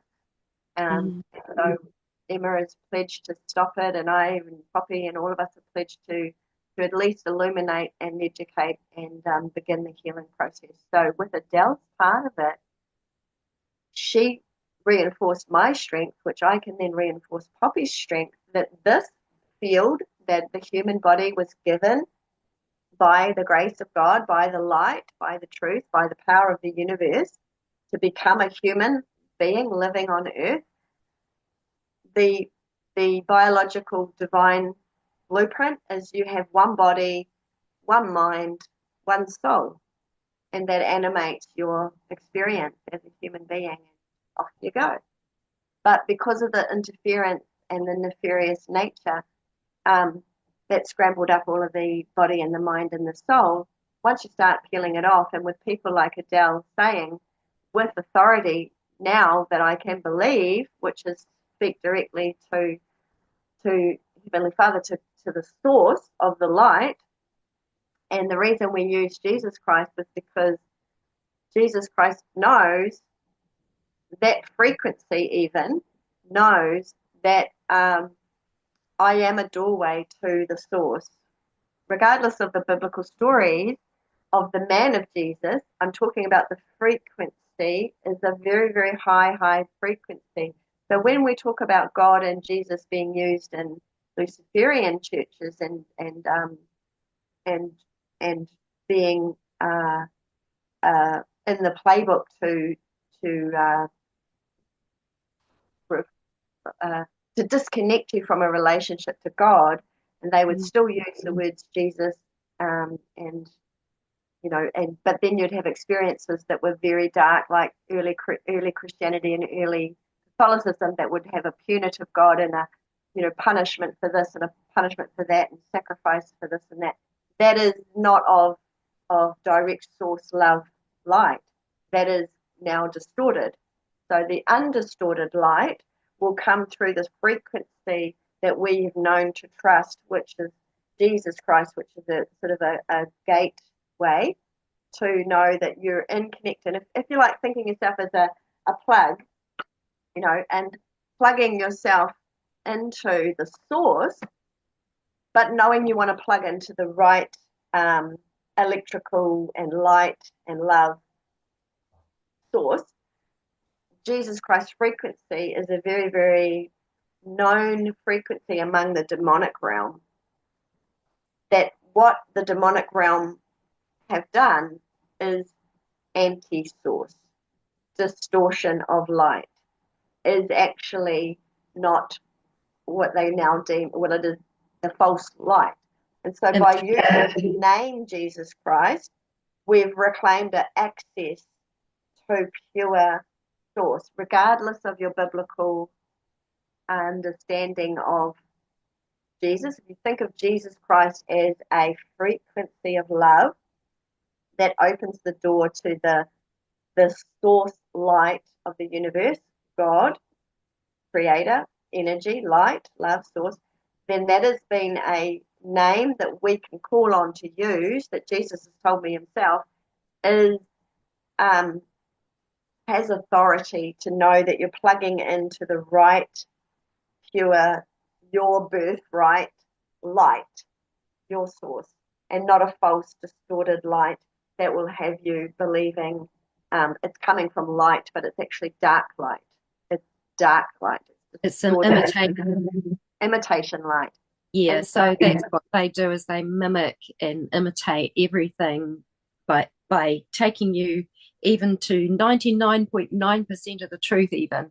But that little 0.01 is the actual linking factor. And you can be sucked in, and we know people that we love that have gone, I'm channeling the light, I'm channeling God, and I'm channeling Jesus and ascended masters and everything, but actually they've been fooled and they've been tricked because and it's about the ego, the healing of the ego that will make us humble enough to feel the difference. I've been asking people to feel the difference between a relationship to Jesus Christ's frequency of love, which is overwhelmingly full, and then this other frequency that feels good. But the difference is this feels good on my ego. This feels good on my ego that I'm getting answers and I'm knowing things and I'm correct in my assumptions on my healing. But what is the feeling like? Is the feeling like overwhelming love? Is it, and it'll be like, yeah, pretty good, you know, feels good, but is it overwhelming love where you're drowning in an ocean of unconditional love? No. So the difference is that there is source that is this overwhelming 100% clean, full love that you have inside you, and that you're trying to heal the feelings of unlove and unworthy of this light. And so while you're over here in the distorted version of a relationship with light, why are you not feeling this unconditional love? Okay. Oh, that's because of my wounds and my trauma. Yes. But if you're connecting in with God and the source that powers you, it's a flood of love. And you have that. None of us are missing it. It's just tight and constricted and kept from us. So this journey of healing is pulling it off, pulling it off, pulling it off, pulling it off, taking your time until you are just flooded, okay, with that power source. You know, you're not a battery anymore. You have full power, and they're not just notions. This is energy. This is universal energy. This is what Tesla's told you is is, is here for you. So so getting back to Adele, Poppy, what it's done for, I'm so glad that Poppy trusted me because I'm very, very good. So we would talk in the journey to entities. They would have their confessional. They would tell us who sent them, Lucifer, and this one and this one, and then down through the Masonic lodges and then down through the family. And this is the program that everybody's been drugged into and mind controlled into to continue. And it's ended up hurting the child. And then I would actually help Poppy, and Poppy would be the one that would command them off. And I gave the words, I do not consent, and this kind of thing. And we were rebuking, weren't we? We were doing really well. And yet there was more. And this is where Adele came into my life to show me, well done, each individual person, for rebuking. But you don't have a clue how big this dark army is that wants to suppress your light and your feminine power of creation. And so it is literally armies. And I was just blown away when Adele came along, and she's like a very clever bomb diffuser. You know, she will go into the field, and because she can see, and she can see where things have come from, when they've been put in, and Jesus and the whole team are speaking and telling her, you know, there's a procedure we have to release in an order because it's booby trapped. I mean, all this stuff sounds incredible. It sounds like a sci-fi movie. However, in the field of your hologram, it's quite quite believable to think that things are plugged in and inserted right down into the physical body. When Adele helped me clear my intellectually disabled brother, who is locked in to, institutional living, the amount of satanic ritual abuse that are holding them as batteries, as sources of trauma, right down into electrical wiring in their nervous system, right up into their genitals, siphoning. It was disgusting. And it was very insightful. And it shows me how prisons and how my mother would have been used in her mental institution, and my brother in mental health, and even just childcare and in schools. There is like Poppy described, these jellyfish-like tentacles or these dark barbs that come into the field. And this woman here who has reminded us that it is illegal, and Jesus has said it is illegal for outside entities to come into the field of human being or creature living that has been created by God. So once you really know that, you're like, oh, how did I even tolerate having all of these hitchhikers taking up residence in my field? And we didn't know. And so once you begin to at least be brave enough to consider the idea that it could be real, there's not many people I recommend at all, but I would highly recommend you get in touch with Adele, who also has given permission to be available by video call, or she does remote viewing, and so she's already done it around the world with some people, and I can put you in touch with her. If you look at my Facebook page, she is on there called Celestial Light Energy Healing, and people just contact her through Facebook. She is ridiculously cheap, but she's happy to do that. And I highly recommend people getting an entity clearing for themselves, for their land and home, and for their loved ones, because we're all. So if you're lying in bed with your partner and he has not been entity cleared, there's these games that try to come in, and it's just a lot of energy. It's exhausting. But once you have had the entity release and reconnected with Source, God, and had a really, like, gives you back your authority, you just know it afterwards. You're like, I feel like me again. I feel like I'm in my authority to know, no, no, no, no, no.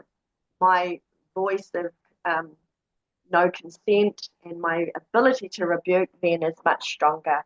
And no, I'm just not entertaining any thought forms or any entity attachments. And when you really, really, really have that authority, nothing can attach. Or if you feel like little, little sprats of attach, little sucker fish, you can just reinforce your field. So that's where we're up to now, Poppy, and I can see it in her health.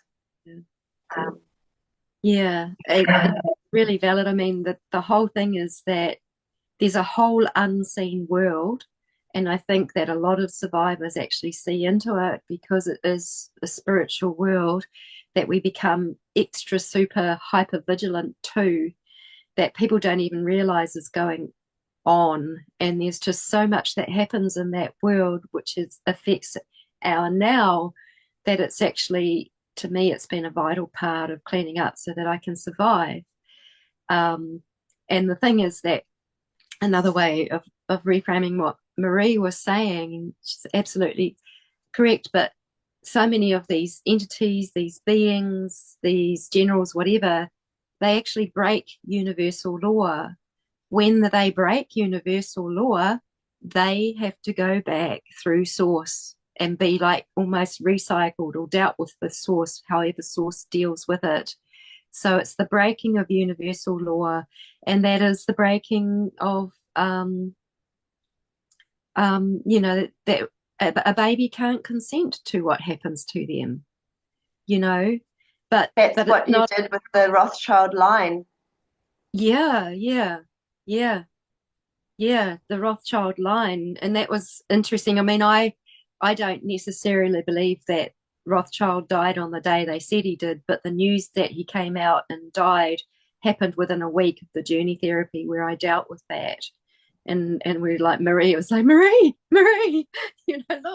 look, so all around the world people are doing this work. And I've seen it through, there's people now that are teaming up as teams that will go and they'll deal with Lucifer or they'll deal with whatever, and it's really taking the power out of them because they have broken universal law. And because universal law, I mean, we're supposed to be in a balance and a harmony, and that separation from the Heavenly Father, from Source, from nature. Most of humanity is separated at this point, and so this is kind of something for everyone, not just for survivors. Like, and to know that we are a multi-dimensional being. And it's actually when we get up into the higher dimensions, we transcend. Time is different.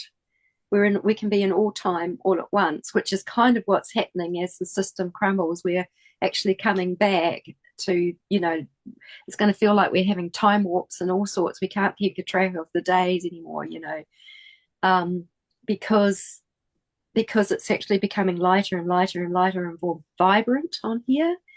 At the same time, we're seeing more and more and more devastation and crumbling, which is also an attempt to keep that vibration and frequency down.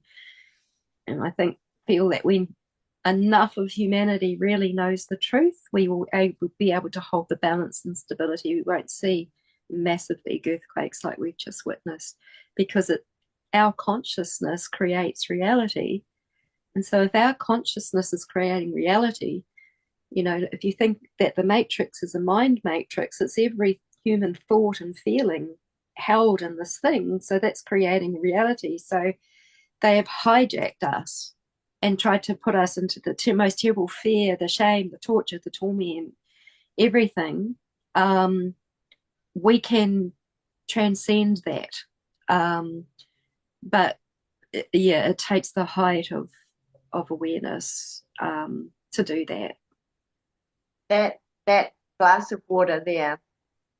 So if Poppy has now pulled out the dirty water, the grit of the programs and the trauma out of the cells of the body, and has discovered and remembered her light, and the umbrellas and the plugs have all been pulled off of all the suckers that were sucking and siphoning. And now 100%, because this is how it is for every living creature, you have 100% source energy pouring in to live you.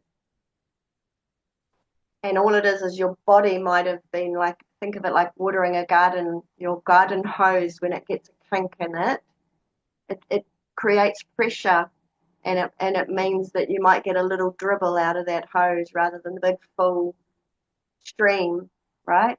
So the soul stream of God that's coming into you to animate this human has always been 100%, and this program to block it, and program to plug it up, and program to subvert it and invert it and divert it, when all of that is gone and you have that 100% energy coming in, and you remember that you are a body and you are a mind and you are a soul, now the soul part of you, this higher frequency that Poppy's talking about, we can't just lump it into one word called soul.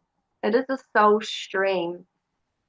And so the soul stream begins to be in and anchored in and embodied on earth in your human body. So think of this. We've come through dimensions. Right now, we're in a bridge between the third and the fifth, whatever, however people want to see numbers, but times. We're in times of living as a dense energy, a dense dimension, third dimension, coming into discovering, well, there's a fourth dimension, which is an invisible energetic dimension, and then this higher stream that starts to come in of this unconditional love that's God, that is like, we'll just say numbers because it doesn't matter, it's not true, but the third and the moving to the fourth and the fifth dimension means that there is infinite. So there is a sixth and a seventh and an eighth and a ninth and a tenth, all the way up your stream. It actually doesn't stop, right? This is how you connect to light. The source is whatever, there is no number, right? It's infinite light. But what it gives you is that if you are a heart, a beautiful child that remembers that you came to the planet to bring heaven to earth, what you're actually doing is now clearing the physical body and the mind of the programs and the trauma to allow the light to come into the vessel and become not just 3D, but 4D, 5D, 60, 70, 80, 90, 10D. I've got parts of me that I'm in touch with that are living me, and they call themselves 26 dimensional me. Okay, but that there's no hierarchical, I'm this and I'm that. It just means that I'm open to my soul stream of all these kind of like dimensional me. Like, I could go crazy trying to understand it, but if I'm anchoring my light, then my extrasensory perceptions can come online, which is what's happening. People are getting more naturally telepathic without going and studying a psychic course. They're getting more empathic, which is all higher dimensional aspects of light, because you now have a body that is having capacity to hold that light. And not only hold that light, but be wired by that light and be operating from that light. And that's what's exciting to me, is that this recovery is worth it. And we will hold your hand, many of us, through the dark, because it's time. And I know that, I'm just looking at a scribble that I wrote down from going into a journey for myself when I was 4 weeks in a hospital waiting to be adopted. And I've journeyed just recently with a lady who said that she had given birth to 2 children, and the whole of the hospital and her family said, no, you only gave birth to 1. And then they proceeded to drug her and institutionalize her for 20 years. And she's only just sort of starting to recover these memories. And I won't name her. I won't even name the hospital, but I had known a long time ago that babies were being taken. And when I tuned into it for myself, I heard the truth that said that I was one of those babies that got taken. And a lot of us that were waiting to be adopted, we were just expendable, and some of them went and didn't return.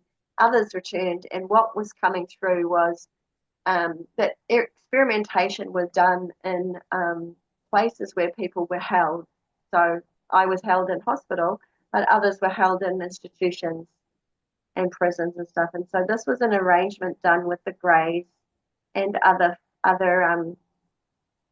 beings that is, again, breaking universal law. Contracts were made. All those contracts are ending. They've actually ended. We are in the third dimension just seeing the time lag of these contracts all being done and finished, where they were taking babies to do experimentation, to figure out how the human mind of God operated, to experiment. The words I got were mind mapping, experimentation, pain augmentation, to see how much pain a baby could withstand, obviously the torture of the survivors and experiments, holographic observation, so they were looking at what I could perceive outside of in my mind field as a baby, and then insertion of implants. And so my 26 dimensional self helped me pull out an implant that had been in my ear from an ear operation as a child. So going into hospital wasn't always the safest place.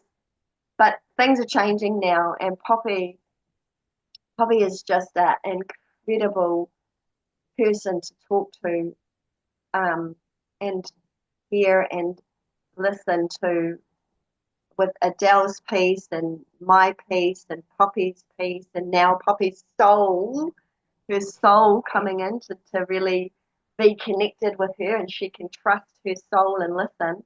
Like, Poppy, your connection to soul, do you want to talk about how that feels with that opalescent energy, that light? Yeah, yeah. Yeah, the opalescent light is something that's been coming through to me so much, that I actually even do my own self-healing and call it into me every night. I ask for this healing, to come through, yeah, with this opalescent light. So yeah, I've definitely become more and more and more aware of myself on the higher parts where my being is. And this is why I think what liberates us is that we, and it's a form of time travel, which we know that some of the cabal or the deep state have known how to do that, but we also can, but we can transcend a lot higher. Yeah, sorry, I've got a bit lost. I just have loved watching you reconnect with your soul, Yeah, because yeah, it wasn't able to come through the mind field of contraction and yeah, implants and AI and parasites. yeah. It wasn't able to come through and love you. Yeah, I had no sense of belonging, here, that I fitted nowhere in this world, nothing, that there wasn't a place for me, that I always felt squeezed and pushed out. And yeah, so coming into the soul is like really coming into myself, but it also feels like I have every, it's good for me to be here. I am here. Like, Yeah, right. it's, yeah, whereas before I was just like, well, where am I? Because I can't be here. I was always, it's, yeah, not, or slipping and sliding out of any place. Yeah. So yeah, to reclaim my soul and reclaim my being.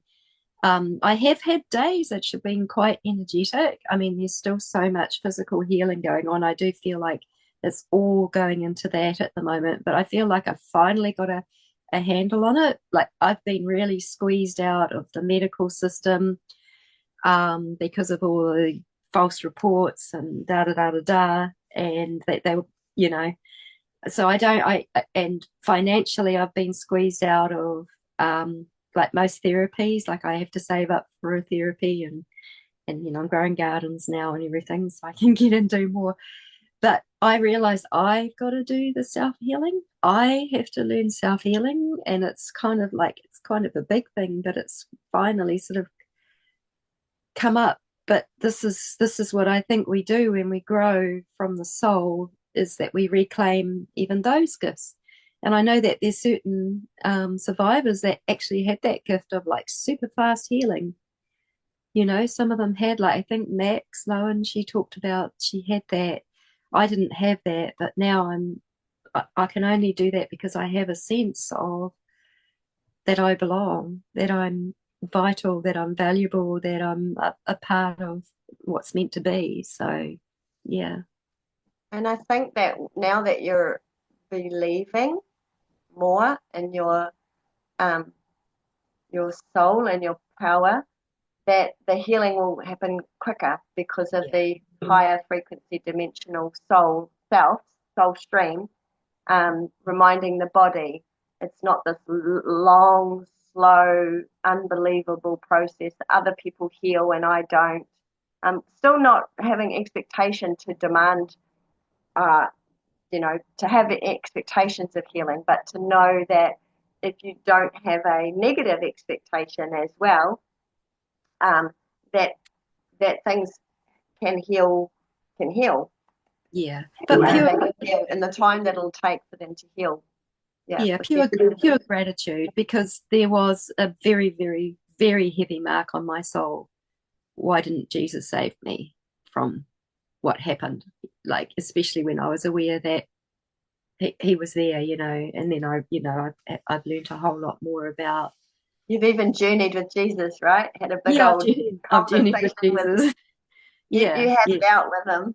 Yeah. yeah, yeah. Of course, and he's so gracious. But I now have true, like a solid gratitude that wasn't there before. It was still like, you're going to have the rug pulled out from under your feet at the last moment, and it's going to be really, really, really, really bad. So that being healed is huge. That's the nervous system, isn't it? That like you just said, that ability to be able to go to sleep at night and not be hyper vigilant at all. And Yeah, it's because Adele has cleaned the field, that it's almost like you realize there is a force field now that is yeah, on, like a activated light force field that is protected by Jesus, that is protected by your soul, that is like you are now showing up for you, that yeah, there's nothing, and your psychic abilities will know if there's any danger coming into your field.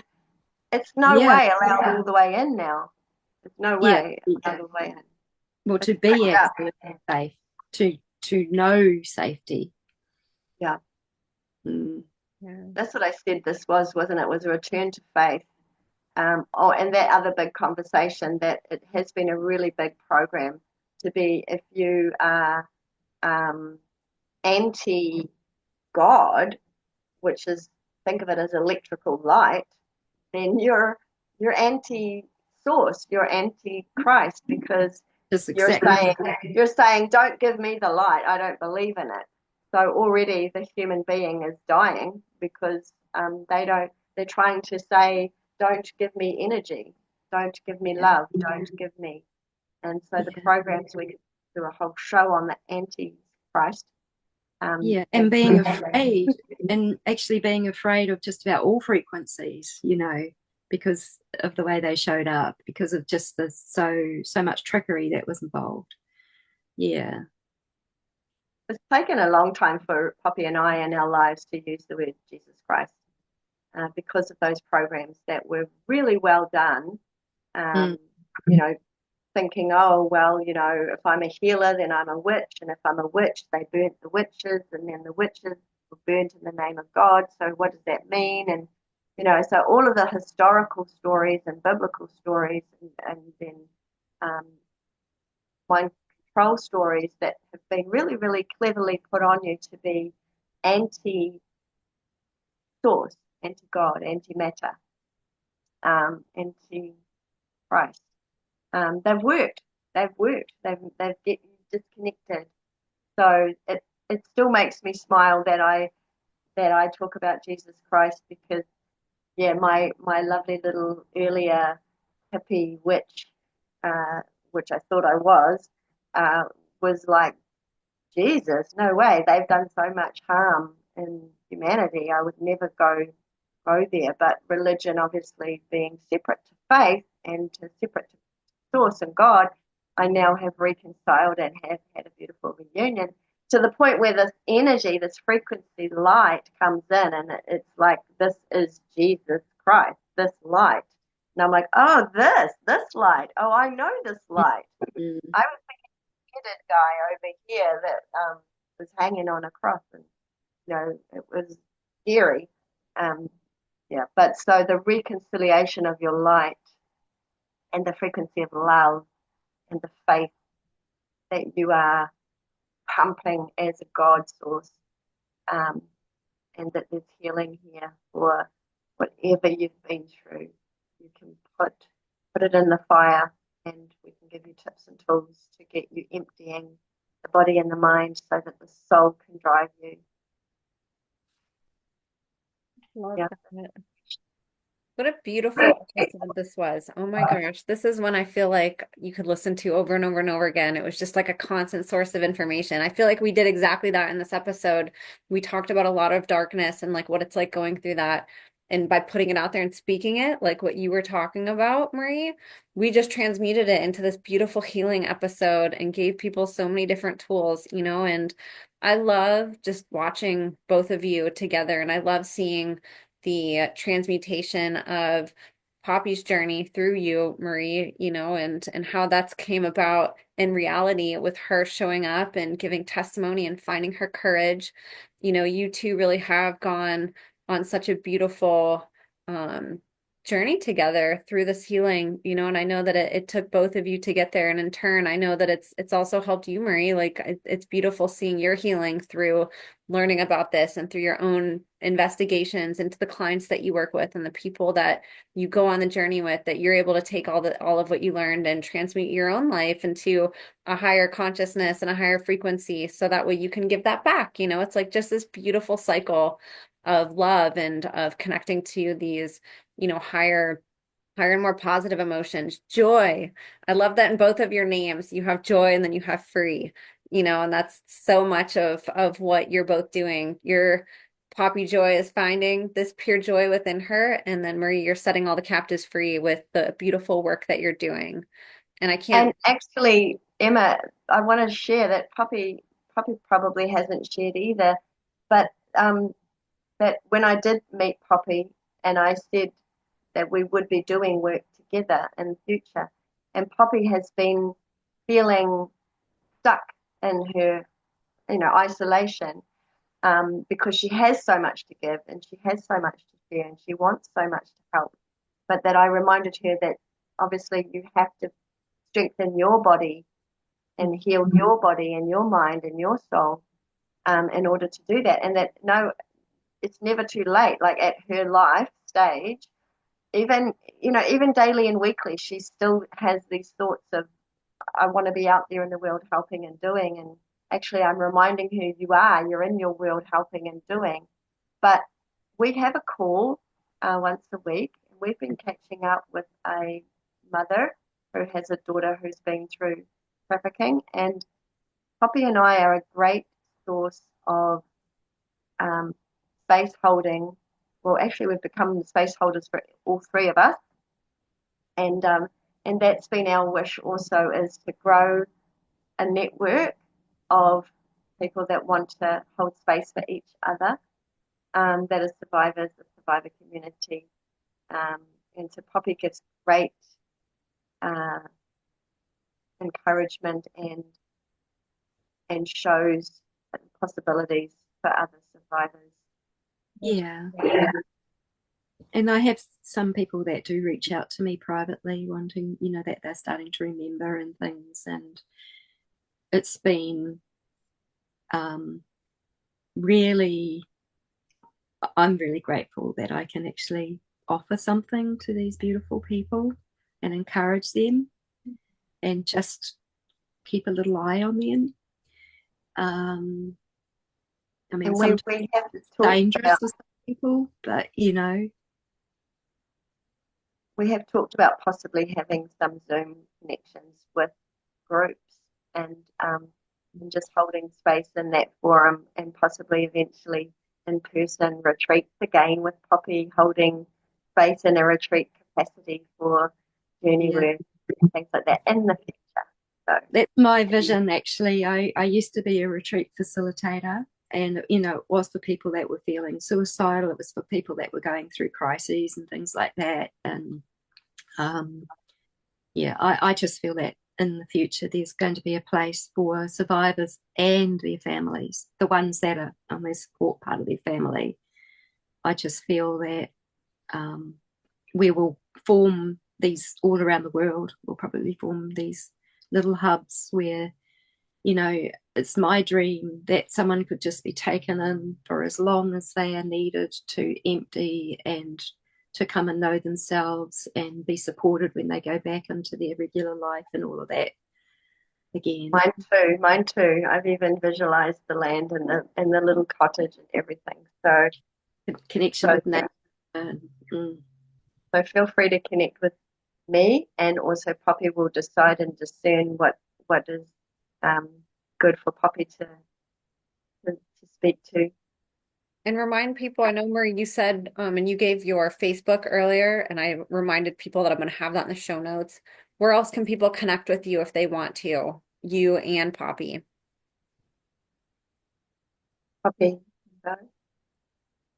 Yeah, I've just got the handle, which is Mayan Missions, and that's on Substack and YouTube. Um, I'm on Facebook as well, but I'm not as interactive. I prefer to interact with YouTube and Substack. It's lovely because most of my people on Substack have come through you, Emma, and so my passion is still to really speak to the really most harshly marginalized, which is are the survivors. So it because my life and my experience and everything comes through my Mayan, what I'm seeing with the Mayan cycles and where we are in time. It's really a lot for survivors and supporters, and it's really for everybody because every human's being mind controlled. But yeah, so that's that. Yeah. Well, thank you, ladies, so much. Marie, I can't thank you enough for your work that you're doing, both on yourself, so you can be the source of light for others and you can fill other people's cups and help them see the pure, beautiful water source that they are. Just like that example that you gave with the cup. I love that. I can't thank you enough for your work. There's so many people that just turn their backs on these precious souls, and it's just so horrible to see that there's not enough people helping. And so for you to step up, step in this role is so courageous of you, so brave of you, and just shows like the love and the care that you have inside and your pure intentions of just wanting to help. And Poppy, watching you blossom in this time that I've known you just brings me to tears. That little girl that you were is just beaming at you and just so proud that you became the parent and the leader that she didn't have growing up, that now you're offering that to other people. Like, what a joy that that little girl is just celebrating. Thank you, and just saying that to you. Thank you, thank you, thank you for becoming that person that I didn't have, and just watching your confidence and, watching your own healing journey and getting to witness the work that you and Marie do without even being at your sessions, just seeing you show up and just watching you blossom, time after time, the times that I get with you. It's been incredible getting to be by your side through this. And it's an honor to have both of you on and that you guys chose my channel to share all of this beautiful knowledge with people. It's so appreciated. People on the other side of the screen get so much out of this. People love you, Poppy. There's a reason why your episodes have so many views.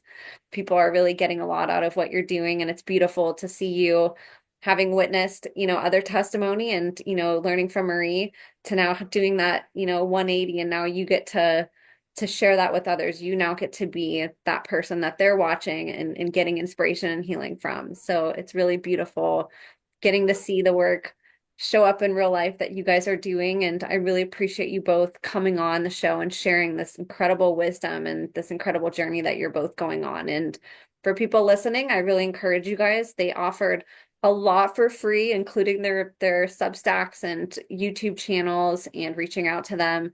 I mean, the generosity is just incredible that they're offering you guys to do calls and to keep in touch if there's Zoom calls. And, Marie offered to do free calls with you guys to help guide you through some of the stuff that she's helped Poppy with. Poppy generously offers up her time and her energy too. And her Substack is an incredible wealth of knowledge. She puts a lot of what she talks about here with the Mayan calendar and with what she knows through her own wisdom. She puts her own experiences on her Substack.